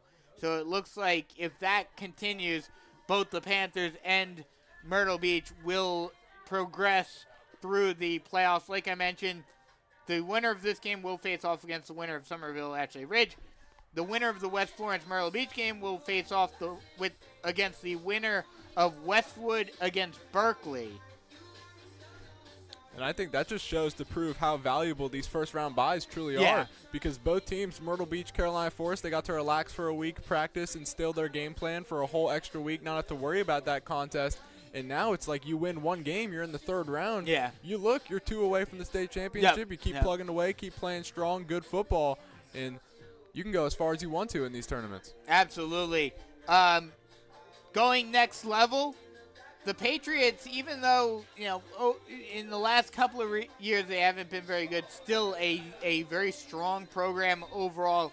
They have 6 players in Division I football right now, with 2 at the next level in the NFL right now. Last week, the only player that got any stats was Darrell Ware, who is at the Citadel. He had 7 tackles, 2 of them solo, and half of a sack. Oh, actually, and Malik Horlback, who plays for Presbyterian, he had 1 kick return for 9 yards. They've also got some guys at Charleston Southern and SC State, and then John Simpson with the Jets and Tyler McClellan with the Bucks. Some pretty prestigious football right there. Oh, They're putting yeah. out some names, putting out some big dogs. I mean, the big one who isn't in the NFL anymore was Julio Jones. Whew. How about that name? But, so looking ahead to the second half, first off, what do the Panthers have to do to keep this up? And then secondly, how far does this game go before we potentially see some backups? Yeah, I think like you mentioned, what do they have to do to keep it up? They just have to keep it up. They have to be consistent. They have to keep playing the brand of football that they put on display throughout the whole entirety of the first half and throughout the entirety of the season, that is. And that's just doing your job, doing your assignment, fitting up against the man across from you and knowing that you are stronger. You have that weight room presence, knowing that you are more practiced, more skilled, and just doing what you have to do to come out and make a play and to just extend these Panthers' odds. And right now up 35-7. Looks like the second half's going to be a couple minutes away because they're going to extend the clock a little bit. But I think you just have to go out, keep doing what you're doing. Do not take your foot off the gas pedal, because as soon as you get complacent, that's when the door might start to creak open for Fort Dorchester. So just be aware of the time, be aware of the clock, and be aware of your job and what you have to do to keep these Patriots out of the game. And so, to my second question, do we see the running clock tonight? Yes. And yes? Okay. And then I'm assuming, because once you hit the running clock, it's basically over, we'll probably see the backups start coming in. We'll see some Matthew Kellner and some of those guys come into the game and show their stuff in a playoff game. Absolutely. I would originally, if this was a regular season game, I would say the starters are going to be pulled to completely start the second half, and it's going to be just all backups. Maybe not in a playoff game. Absolutely. I think with the risk in what's at stake, playing in this type of matchup, a big second-round game, and knowing what's on the line, I think they'll probably still roll with that starting lineup for at least a possession or two, and I think that they're going to keep those guys out there just to keep that door shut. Yeah. And then if it gets to it, the backups will come in after a possession or two. And now, I mean, you can make the argument for a couple of different sports on which one is the most important. But just in general, how important is it for the Panthers to be able to have home field advantage throughout the entirety of the playoffs all the way up to the state championship game? Yes. Yes. That's my answer. Yes. It is. Like you mentioned with all the sports, it is, I think football, especially with this environment, you get it rocking. The temperature is not going to help at all as we get deeper and deeper into the winter. I think the closer you can stay to home, no long bus rides, anything like that, being able to eat in your own cafeteria, being able to, get ready in your own field house. It's just everything feels more comfortable. You feel more set, more sound, and you're ready to go once you hit the field. You're familiar with everyone. You're familiar with your environment. It's no drastic change, and you can just focus on one thing, and that's football and doing your job. Especially in the playoffs, where it's not like during region play or whatnot where you're going maybe a half hour to an hour. You're going 2.5, 3 hours away, either out to Columbia or down to Charleston. Those bus rides, especially like you mentioned, as you get further into the winter, those cold buses are brutal. Right. You want to talk about testing your willpower. Sit on one of those buses for 2.5, 3 hours, freezing cold, and you'll see who's really about it. Those school buses do not get good heat. They do not. They do not. I know from firsthand experience on some of these playoff trips, they do not get good insulation. You'll be bearing the elements for sure. Oh, absolutely.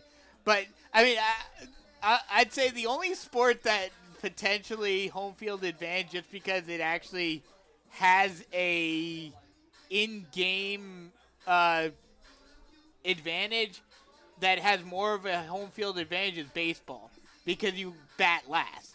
Right.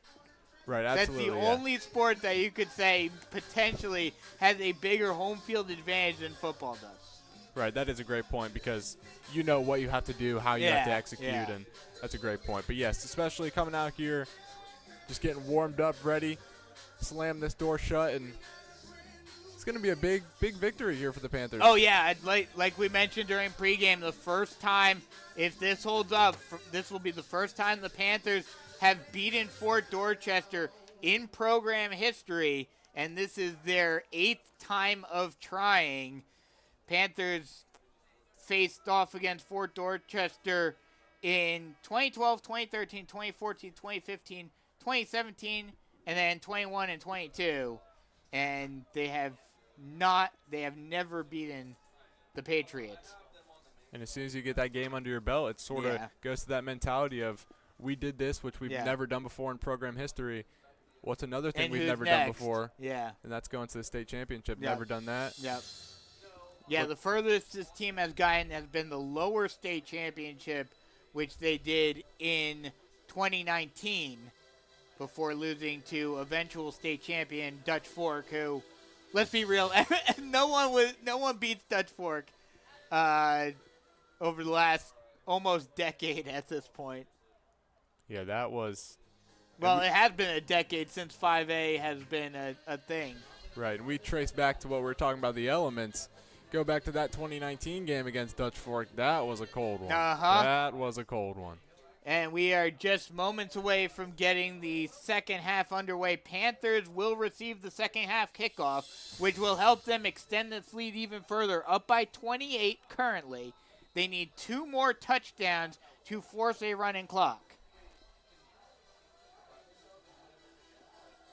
Wynn puts the ball on the tee, and the second half is underway here in Carolina Forest.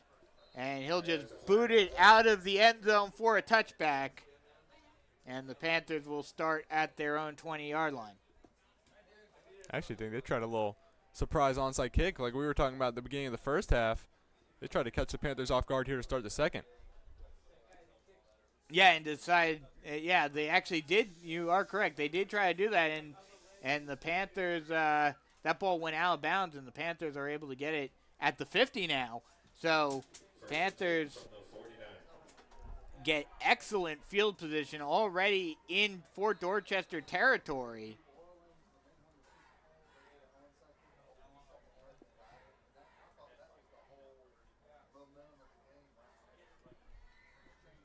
So half of the field already behind the Panthers. Shotgun set, 1 wide on either side. Long takes the snap, play action pass, throws it on a slant route, but to Zincone. Zincone has 1 man to beat, but he's pulled down from behind at the 20, make it the 19-yard line. That's enough for a Tony McAfee State Farm Carolina Forest first down on the first play of the second half. And again, Zincone just using his speed and power, again almost carrying, although there is a flag. I take that back. But still, Zincone carrying a defender at least a couple of yards on that one. But it looks like this one is coming back on a holding call.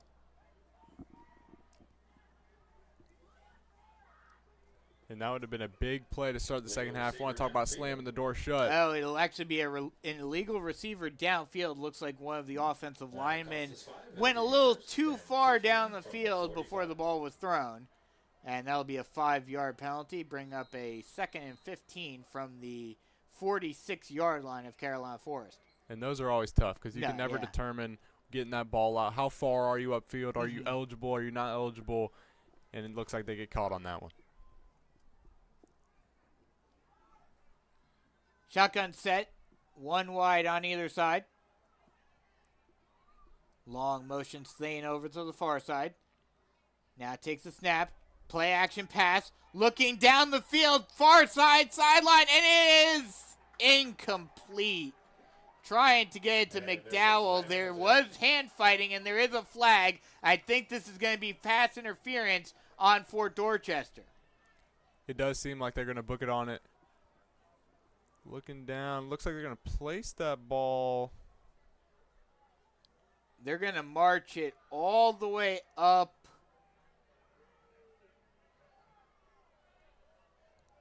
Looks like it's going to be a pretty favorable Yeah, they're going to mark it all the way down to the 39-yard line of Fort Dorchester and give the Panthers the first down.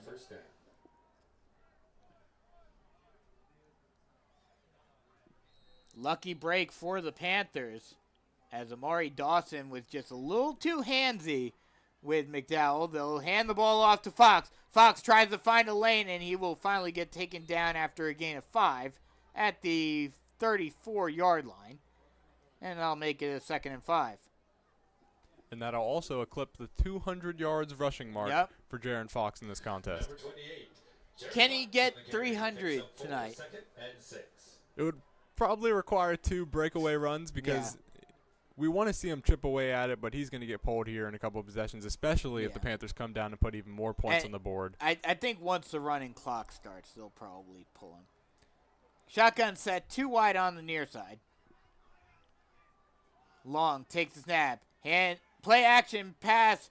Long keeps it himself. He'll roll to the near side sideline and step out of bounds at around the 25-yard line. They'll mark him out at the 24. And that's what makes him so dangerous as a quarterback is his dual threat ability. Yeah, absolutely. And that will be enough for another Tony McAfee State Farm Carolina Forest first down. They'll actually mark him out at the 25. Ball's on the 25-yard line. First down. It's just the ability to pick that ball up if he's not throwing it downfield. If he's not handing it off to Jaron Fox, he's able to do it himself with his legs, and they can really just hit you from all different angles with this dynamic offense. Shotgun set, 2 wide on the far side.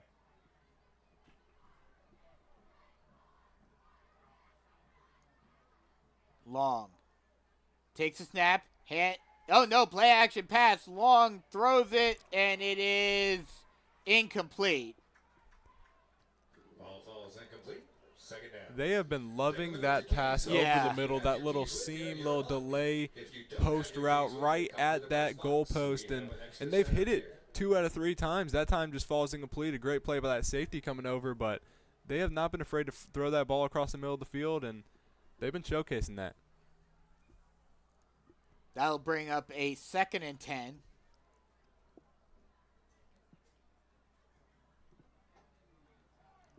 Long look over to the sideline. 10 seconds left on the play clock. 5 now. Have to hurry for the Panthers. Long gets the play, and they'll let him snap it even though it looked like it hit 0. Fox gets the handoff and will get taken down after a gain of 4. Couldn't quite get through the first line of defense. And that'll bring up a 3rd and 6. 4, 3rd and 6. There's a player. And there is a player down for Fort Dorchester. Can't quite see what the number is.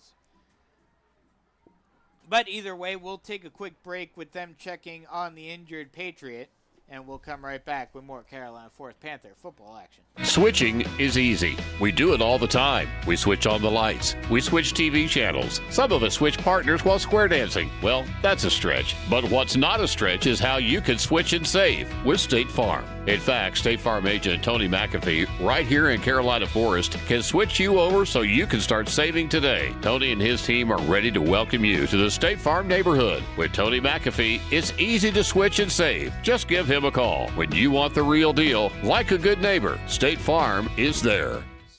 Casamilo, the injured Patriot, will walk off on his own power, which is always a good sign.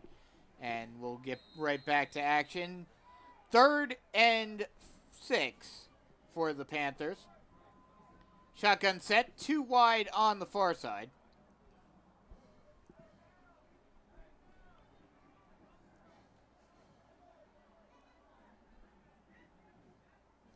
Long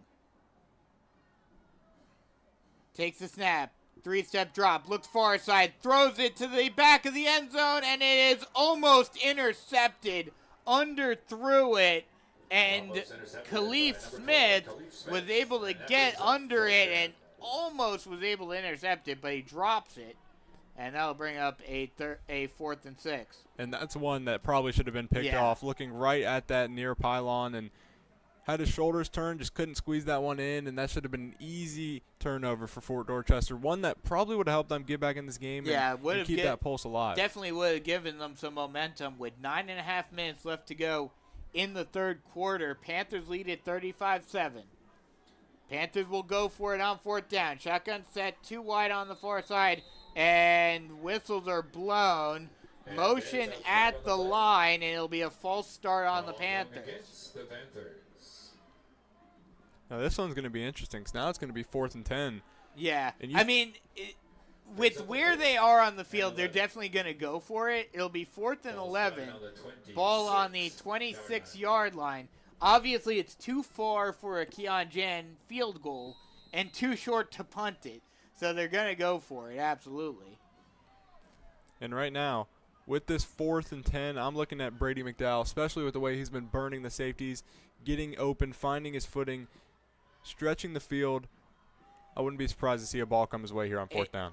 Jaron Fox's day may be over already as Jaden Anderson is out on the field. Shotgun set, 2 wide on either side. Snap, play action, 3-step drop, pressure coming, and Long just has to throw it away, and it's incomplete.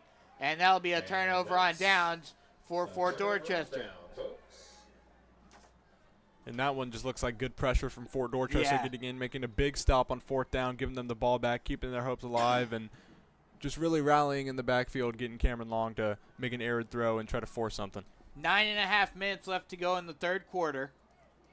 We would like to thank our sponsor, Anderson Brothers Bank, with over 25 locations serving Panthers leading at 35-7. A full-service community bank with branches Fort throughout the Dorchester PE, trying coastal, to and low-country areas reduce of the South lead Carolina. right here. Big thank you to Anderson Brothers Bank. They will go quads on the far side, empty backfield. Snap. 1-step drop, throws it, and it is almost intercepted. Jelani Alicia just could not hang on to it. He was basically like a wide receiver. There was no wide receiver there. I don't know what Adamski was throwing at, but Jelani Alicia was right there, and he could not quite hang on. And it is so surprising. We have not seen a turnover, an interception that is all game. And we've seen 3 dropped ones right in the hands of DBs. They just can't secure it. They can't bring it down. And you know what it is? It's the weather. It's the cold. I don't blame them. I do not blame them. That ball, when it is cold, that ball is brutally cold. They'll go with the quads again, stepping up into the pocket of Adamski. He will take it himself and run out of bounds at the 31-yard line. Heard of the bleachers, too, while he was at it. Yep. But, yeah, you're no kidding. When that ball is cold, it feels like swords and daggers are coming into your hands. It feels like you're trying to catch stone. It does. It is not a pleasant feeling at one bit. Something I've noticed, I didn't mention it earlier, but Fort Dorchester does something that not many high schools do. They huddle. That's true. They do. Usually you just look to the sideline. Everyone's already set, trying to get that play in. But you're right. I didn't pick up on that until just now. They do like to huddle and take their sweet time. Shotgun, empty backfield, 4 wide on the far side. Adamski takes a snap, 2-step drop, now steps up into the pocket, tries to throw it on the run, and it is behind the intended target, Kyrome Durant. And that'll bring up a 4th down. And it also is interesting seeing that little 4-receiver set off to the left side. That's also something you don't see very often. Very heavy loaded on that left side. And they've done it throughout this last drive. It seems like every drive they tried to show the Panther defense something different to try to confuse the Panthers. And no matter what, the defense is able to stop it. Just done a great job at standing firm, standing strong, and not switching up for any different looks. Absolutely. As mid-tag boots it, it's a high one but short. and it's fair caught at the 41-yard line. Make it, yeah, they'll mark him at the 40, make it the 42. And that's where the Panthers will start on offense and try to extend the lead out even further. Currently 35-7 with 9 minutes left to go in the third quarter.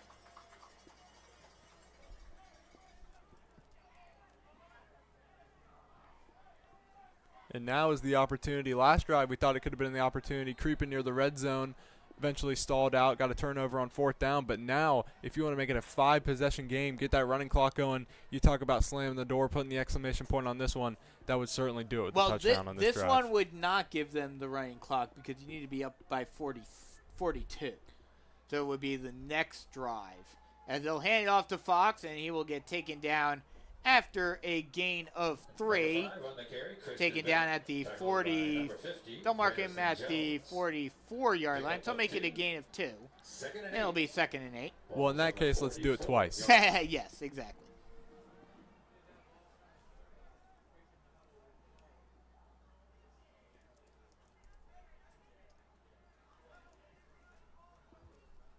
Shotgun set, 1 wide on either side. Long look over to the sideline for Long.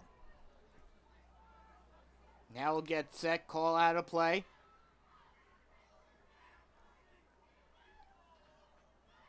Takes a snap, hands it off to Anderson, and he will try to break a couple of tackles. He'll take a few for Dorchester defenders all the way up to the line to gain, and they will...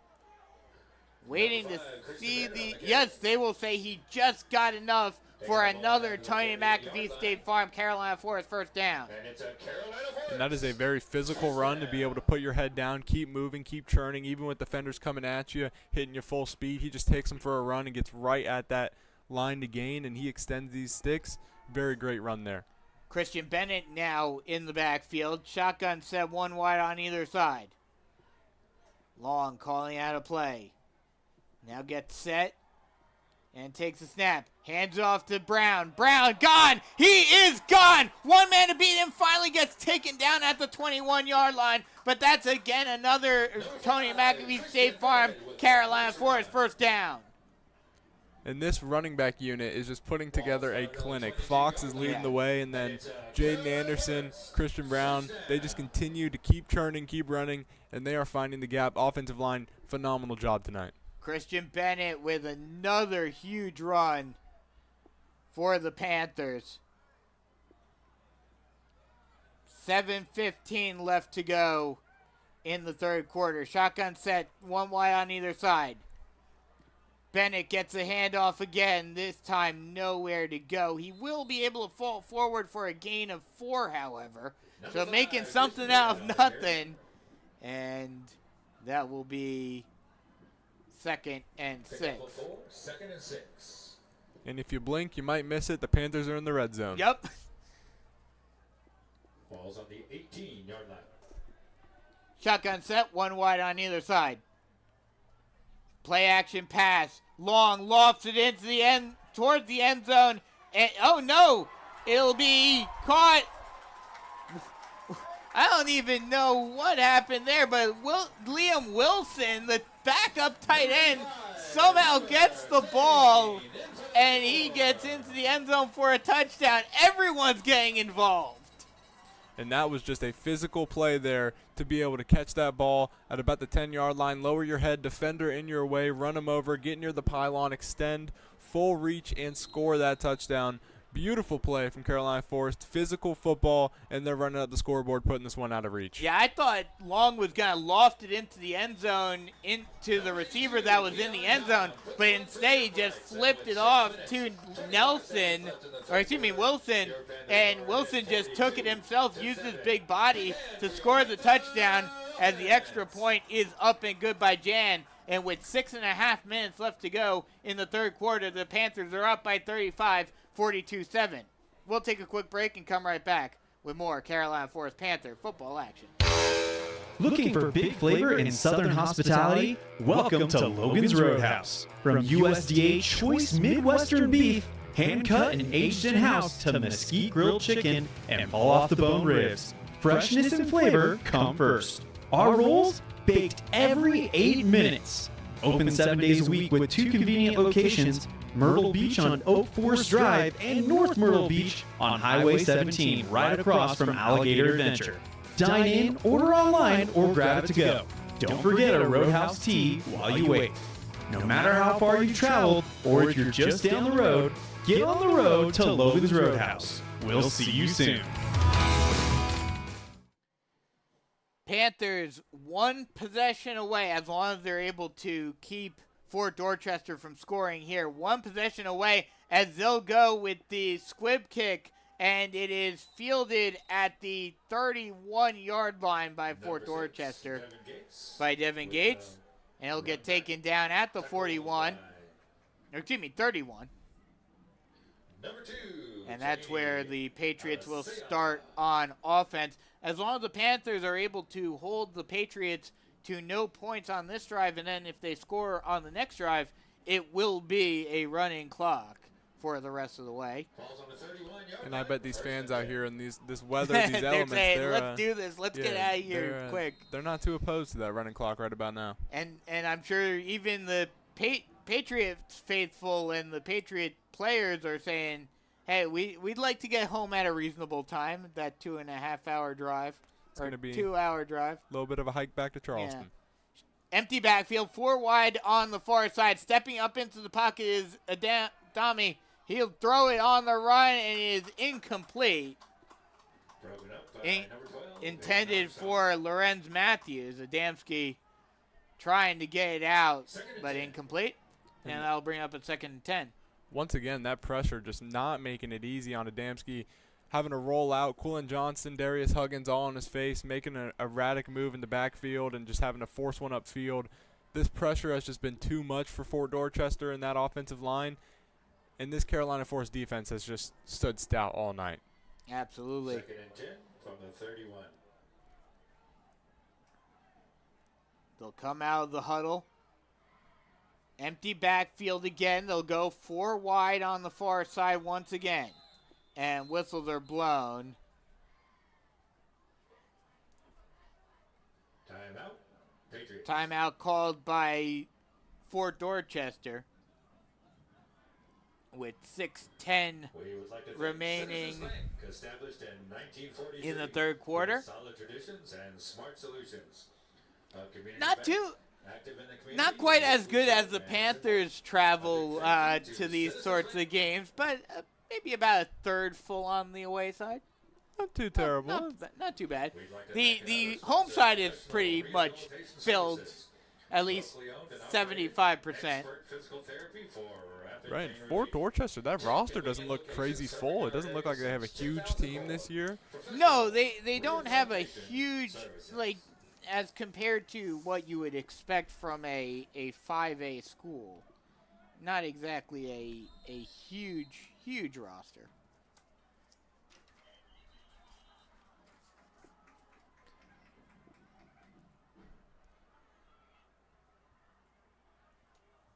And a false start right off of the timeout. A false start is called on the Patriots. So that timeout by Fort Dorchester didn't really do anything. Maybe even hurt them a little bit, as they'll move the ball back to the 26-yard line. And that's going to cause some frustration. You call that timeout to get reset, rejuvenated, get a good play in, go out and execute it, and then you just come out and you shoot yourself in the foot right out of the timeout.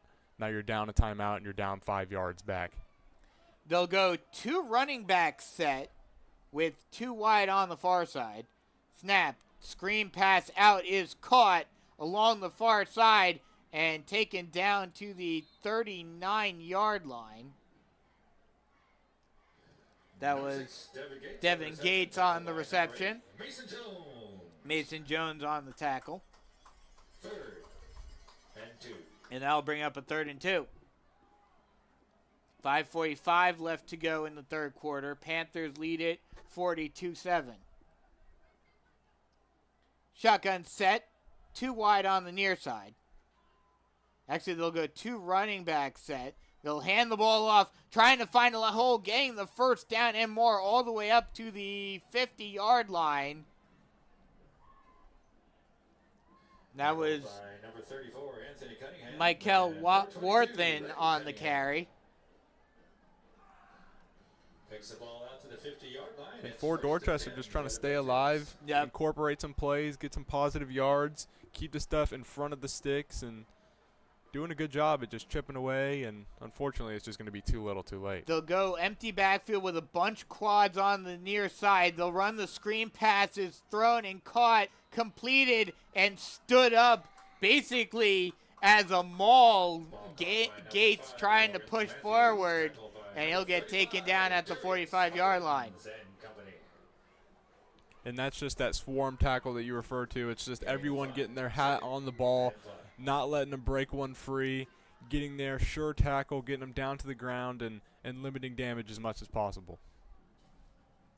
They'll go bunch quads again on the far side this time, empty backfield. Snap, screen pass again is caught along the far side and trying to get out of bounds, and does after getting the first down is Rutledge. And that'll be enough for another Fort Dorchester first down. Bringing it all the way up to the 39-yard line, and it looks like the Patriots, granted against, I believe, it looks like there are a good amount of backups in for the for the Panthers. They'll go with the bunch quads on the near side this time. This time they'll throw it, and it's almost intercepted. Yeah, that ball pops right up. That's right in the box, too. That's the danger area. About 3 or 4 Panthers defenders in the area. Very surprised that one didn't end up in the hands of a Panther. Darius Huggins was right there, just could not hang on to it. That'll bring up a 3rd and 10. They'll go bunch quads again on the near side, empty backfield. Adamski takes the snap. Now looks to the single man on the far side, and again it's almost intercepted. Hayden Collier right there. And it's just been opportunity. Actually, that was Christian Brown, number 24, who almost intercepted that. Opportunity after opportunity. Yep. And that'll bring up a 3rd and 10. You got to imagine they're going to squeeze one eventually. Yeah, you would think. But like we talked about, with that cold weather, especially with DBs who are not as used to it, it's very hard to make those catches. They'll go bunch quads on the near side this time. Empty backfield. Screen pass is caught by Brown, but he will get stood up in the backfield. They'll say he lost 3. That was Matthews on the reception. It's like they're playing the inverse hot potato out there. Yep.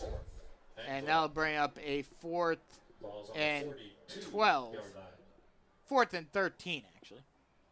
And looks like they're going to go for it with how much they are down in this game.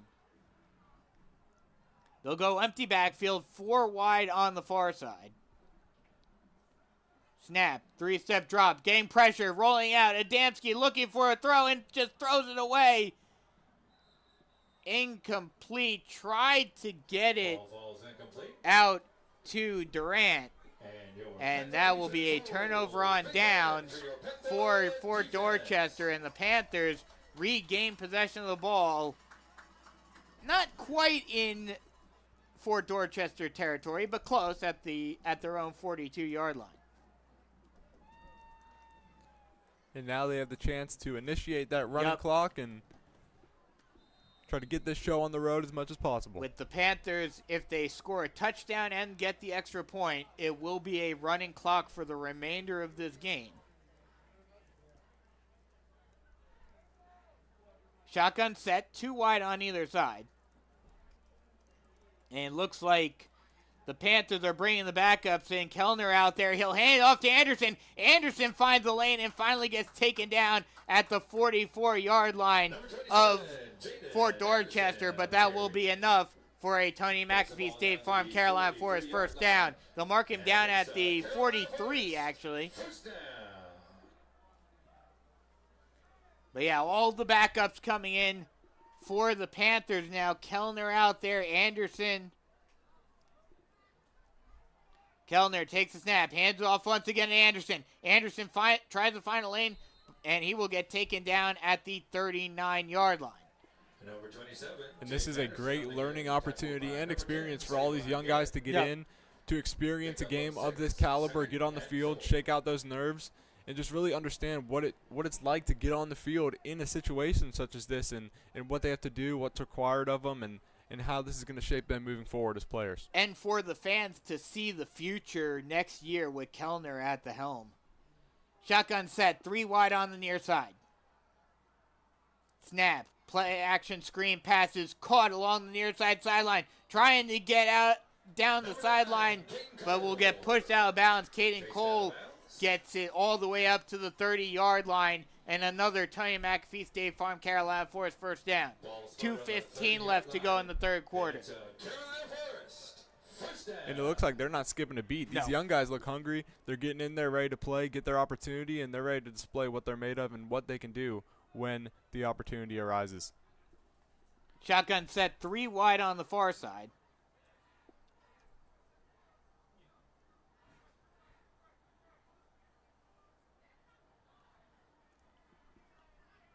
Kellner takes a snap, play action, no, read option. Kellner will keep it himself, tries to get through a couple of defenders, and will finally get taken down at the 20-yard line. They'll mark him down at the 21, so it'll be a yard short of the line to gain, making it a 2nd and 1. And we have an injury on the field. Minute and a half left to go in the third quarter. There is a man down for the Panthers. Or excuse me, actually for the Patriots.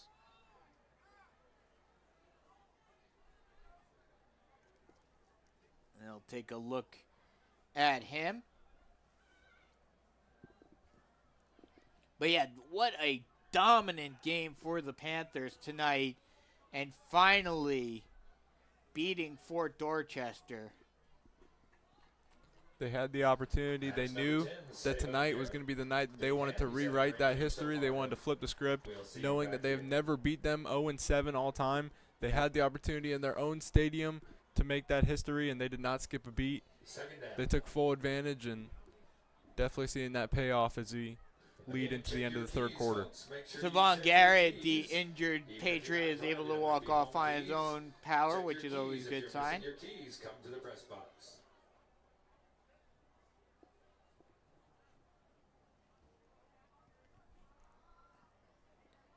Panthers looking to get this running clock started in just outside of the red zone on the Fort Dorchester 22-yard line.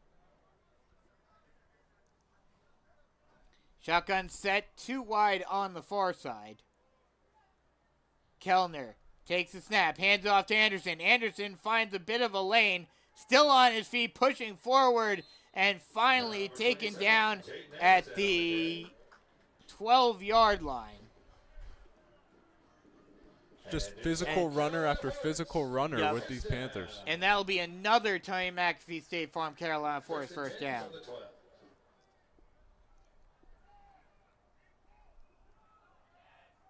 A minute left to go in the third quarter.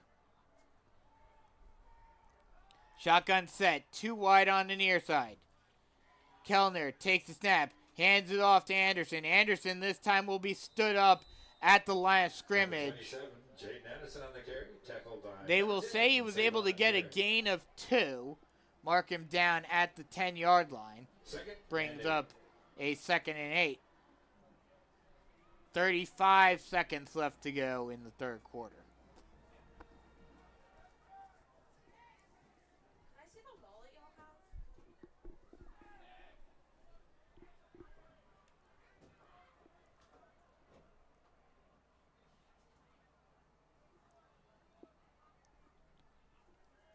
Shotgun set. 2 wide on the near side. Snap. Hands off to Anderson. Anderson finds the lane, and he's into the end zone for a touchdown. And that will, well, with the extra point, that will officially get the running clock going. And that was a walk-in. Yes, it was. With 6.8 seconds left to go in the third quarter. The entire fourth quarter, assuming the extra point is made. Jan out there to kick it, and he puts it through. And so with the entire fourth quarter will be a running clock. 6.8 seconds left to go in the third quarter. And with the third quarter almost over, your Panthers lead 49-7. Big hand for your Panther offense. And the dominant display just continues to get more and more dominant. And what's crazy to think about, too, is this is a team, obviously we talked about it earlier. This is not the Fort Dorchester of a couple of years ago. But still, going from not ever being able to beat the Patriots to having one of the top 10 biggest wins in program history. Well, really like top 25, but still among the biggest wins in program history in terms of margin of victory is crazy, as the end of the third quarter will occur prior to the kickoff, and we will go to break. After 3, 49-7, Panthers lead it here on the Carolina Force Panther Football Network. Sweet! Touchdown Panthers! This offense is really heating up, just like Swig and Swine Barbecue, boasting a starting lineup that includes slow-smoked pulled pork, brisket, ribs, chicken, and turkey, plus all-star sides and desserts that are a touchdown every time. All served up with genuine hospitality from a championship team proud to be part of Carolina Forest Panther Nation. Swig and Swine always delivers a winning mix of quality, flavor, and community. Score big next time by huddling up at any Swig and Swine location and chalk one up in the win column. Start of the fourth quarter with the Panthers getting ready to kick it away. Already the clock running as a result of the running clock. And something that's crazy, and it's funny, Miles and I were talking about it a few weeks ago, as it's a short pooch kick, fair caught at the 30-yard line by Fort Dorchester. We were talking about a couple of weeks ago how we didn't expect the Panthers to tie the 5 games in a season that were added onto the biggest wins in program history in a season. This will do it. This will be the 5th game this season that has been amongst the top 10, the top biggest wins in program history. This team has been utterly dominant. They have been doing some unreal stuff, and these games are just unreal. This is going to be, their 10th win? 10th win. 10th win, and 10th win over one possession at that, too. Oh, yeah. They have not had a close game all season long. Like we talked about earlier, the closest game they had was the game against Ashley Ridge, which they won by 13 points. Unreal. As that ball will be handed off to Brown, or Brown will keep it himself, actually, and Matthew Shook will take him down for a loss of 2. Brings up 2nd and 12.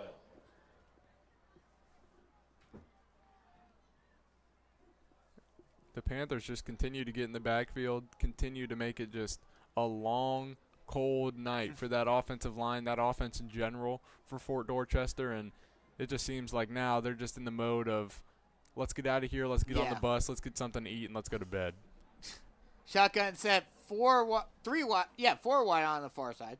3-step drop, stepping up to the pocket. Brown throws it on the run, and is well over the head of anyone. And that'll bring up 3rd down. Rutledge, the intended target. Ball falls incomplete. Brings up a 3rd and 12. 3rd and 12 now with 9.5 minutes left to go in this one. Running clock, so this one probably will be over in about 10 minutes. Won't be much more football after these couple possessions. No. The interesting question will be if the Panthers decide to try to score anymore or not. Let those backups run free. Shotgun set 3 wide on the far side. Screen pass out is caught. Trying to break a couple of tackles and getting up to near the original line of scrimmage is Worthen. He'll get taken down at the 44-yard line, and that'll bring up a 4th down. Make it the 43. That'll bring up 4th and 7. And they continue to do what they've done so well, and that's making Fort Dorchester play from behind the sticks, make them play from uncomfortable positions such as 4th and 7, 4th and 8, and just making them really work for it, and even forcing a punt this late in the game. I was just about to say, shockingly, I mean, I guess they're kind of waving the white flag at this point, but they are punting it away. No one back for Carolina Forest, and they'll just let it bounce. It'll take a Panther bounce and will be fielded down at the 42-yard line. And that's where the Panthers will take over on offense once again. Like I mentioned before this game, currently if the margin of victory remained the same, this would be tied along with a bunch of other games for the 8th biggest win in program history. If they are able to score another touchdown, that would put it up to number 5. And then anything further than that might push it up even further.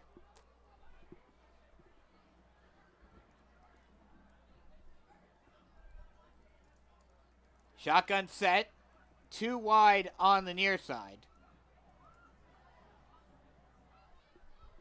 Kellner takes a snap, hands it off. Bennett finds the lane, and he's gone. He's got one man to beat and finally gets wrapped up at the 30-yard line, but that's enough for another Tony McAfee State Farm Carolina Forest first down.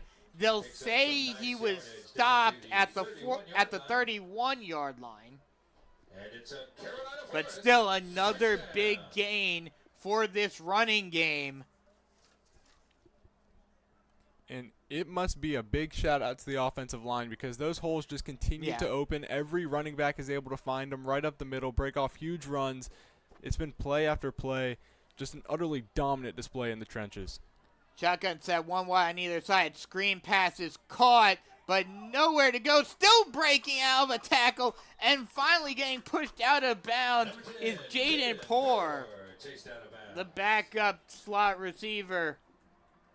And he's just refusing to go down. Yeah. Just breaking off tackles, bouncing off one another, and that's a good display of strength, weight room, and just the will and grit to stay up and try to make a play for your team. 6.5 minutes left to go in this one.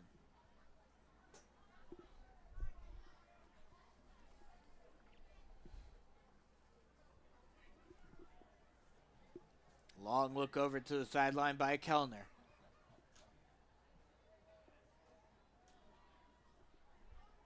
Shotgun set, 2 wide on the near side.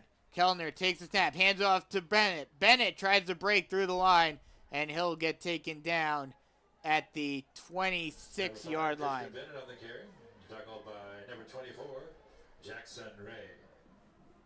As it looks like they're just continuing to grind towards the red zone just outside of it, and they probably are going to try to put another one on the board. Yeah, at this point, they may just be not enough time, if anything, with the running clock. It's already down to 5.5 minutes left to go in the game.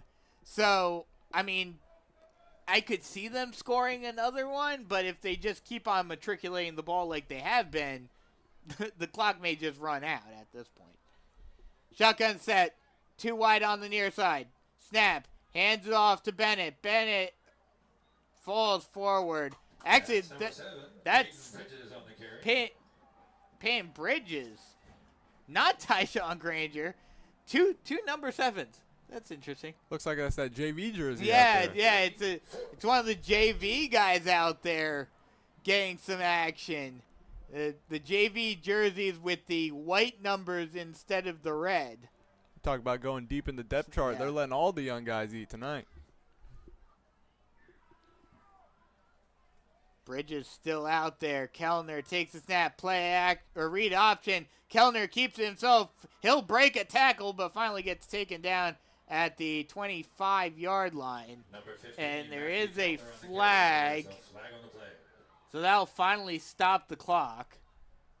even though the clock is still running, but doesn't really matter at this point.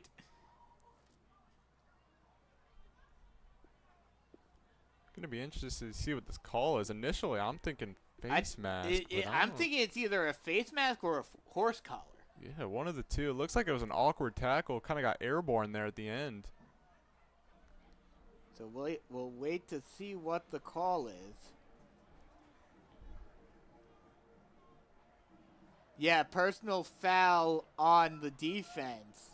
Right, that's a first down for the Panthers. So that'll give the Panthers a free first down.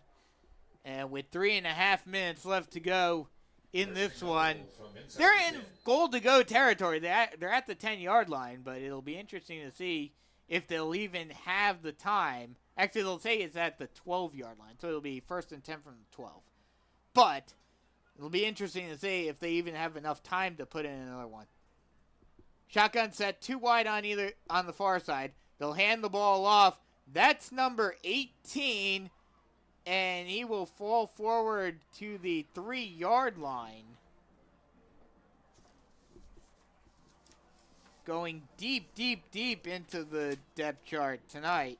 That's right, letting all the guys get a taste of some playoff action. Actually, I think it was number 19. That was Kevin Green on the carry. 18, Kyler Kelly. Or Kyler Kelly. Okay, a guy that wasn't even on the opening day roster. Kyler Kelly gets the rush. It's a JV quarterback. Yep.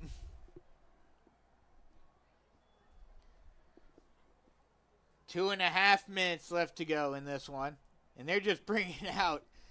I think probably the entire roster has been on the field today as Kelly gets the handoff again. This time he falls forward. He'll get taken down after a loss of 1 at the 4-yard line. And that'll bring up a 3rd and 2. And I think this is very interesting because what they're doing is very smart. You know, you have your guys, you can test them out at different positions, especially this late in game. You can see how they perform, how they take play calls, what they look like lined up, their alignments, everything of that sort. So really gives you a little bleed into next year as well to see where you want to play certain guys and how you're going to go about formations. Absolutely. Good opportunity to see what the next batch of players is going to look like for next year as well. Even though, obviously, with how big of a win this is, you're still looking ahead to this season and trying to get to a state championship game. Shotgun set, 2 wide on the far side. They'll hand it off. Oh, no, Kellner keeps it himself on the read option, and he'll take it into the end zone for another Swing and Swine Barbecue Carolina Force touchdown. There is a flag, however, and this one may be coming back. It is. It's a holding on the Panthers. And with the game clock still running down to 1:15 left in the game, probably only 1 or 2 plays left. So if the Panthers don't score here, a minute left to go in this game. So this one, we'll see where this one ends up in the top 10 at this point, as they'll move the ball back to the 10-yard line. And they're going to just kneel it down. They're in victory formation. And with 30 seconds left to go in this one, not surprising, as Kellner kneels it down. And that will do it for this one. This game will go into the number 8 slot in the top 10 biggest wins in program history, along with one other game from this year, North Myrtle Beach, which was ironically the exact same score, 49-7. But, a great win for the Panthers. They finally exercised the demon that is Fort Dorchester, beating the Patriots for the first time in program history and advanced to the quarterfinals of the SCHSL playoffs. Looking real quick before we sign off, see who the Panthers may play next week. More than likely, Brogan, you're going to 14 now over Ashley Ridge with 6 minutes left to go in the third quarter. So not completely over, but barring a big comeback by the Swamp Foxes, more than likely the Green Wave will be coming to Panther Stadium next week. Good. That's all I can think, because I remember last time, 2023, Yep. third round of the playoff, Somerville had our number, knocked us Yep. out. So not only do we get to knock out Fort Dorchester, we get to knock out that demon from 2022, but now 2023, we're Yep. taking the next Yep. step up, looking to knock out the Green Wave and get one step closer to that ultimate goal of a state championship. And the Panthers once again get over 500 in their overall playoff record, now at 15-14 in program history in playoff games. So once again, any final words before we sign off, Brogan? I would say the final thing I just have to say is good on Carolina Forest. Yes. Finally being able to get past Fort Dorchester, playing the way they need to play, physical, stout, never letting up this lead, jumping on them early, continuing to just play after play, grind, do what they need to do, and lead to a dominant 49-7 victory. Next week they'll probably, most likely, face Somerville, Yeah. have their opportunity to defeat them as well, and just continue to get back in that win column, advance, and do what they need to do to advance to the next round of the playoffs. And we will have the official announcement once that game goes final on Twitter, who the Panthers are playing next week. It will be another home game. They have the home field advantage throughout the playoffs, all the way up to the state championship game. Brogan, it was a pleasure having you again. This was great. Miles will be back next week, but hey, if you want to come up here, you can jump on board anytime you want. Might have if to you're- see the behind the scenes. if you're around.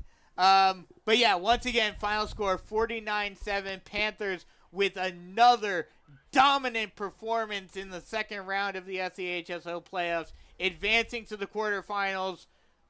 Have to wait to see who the Panthers will face next week. For Brogan Hillman, I'm Brandon Biskobing saying so long, and we'll talk to you.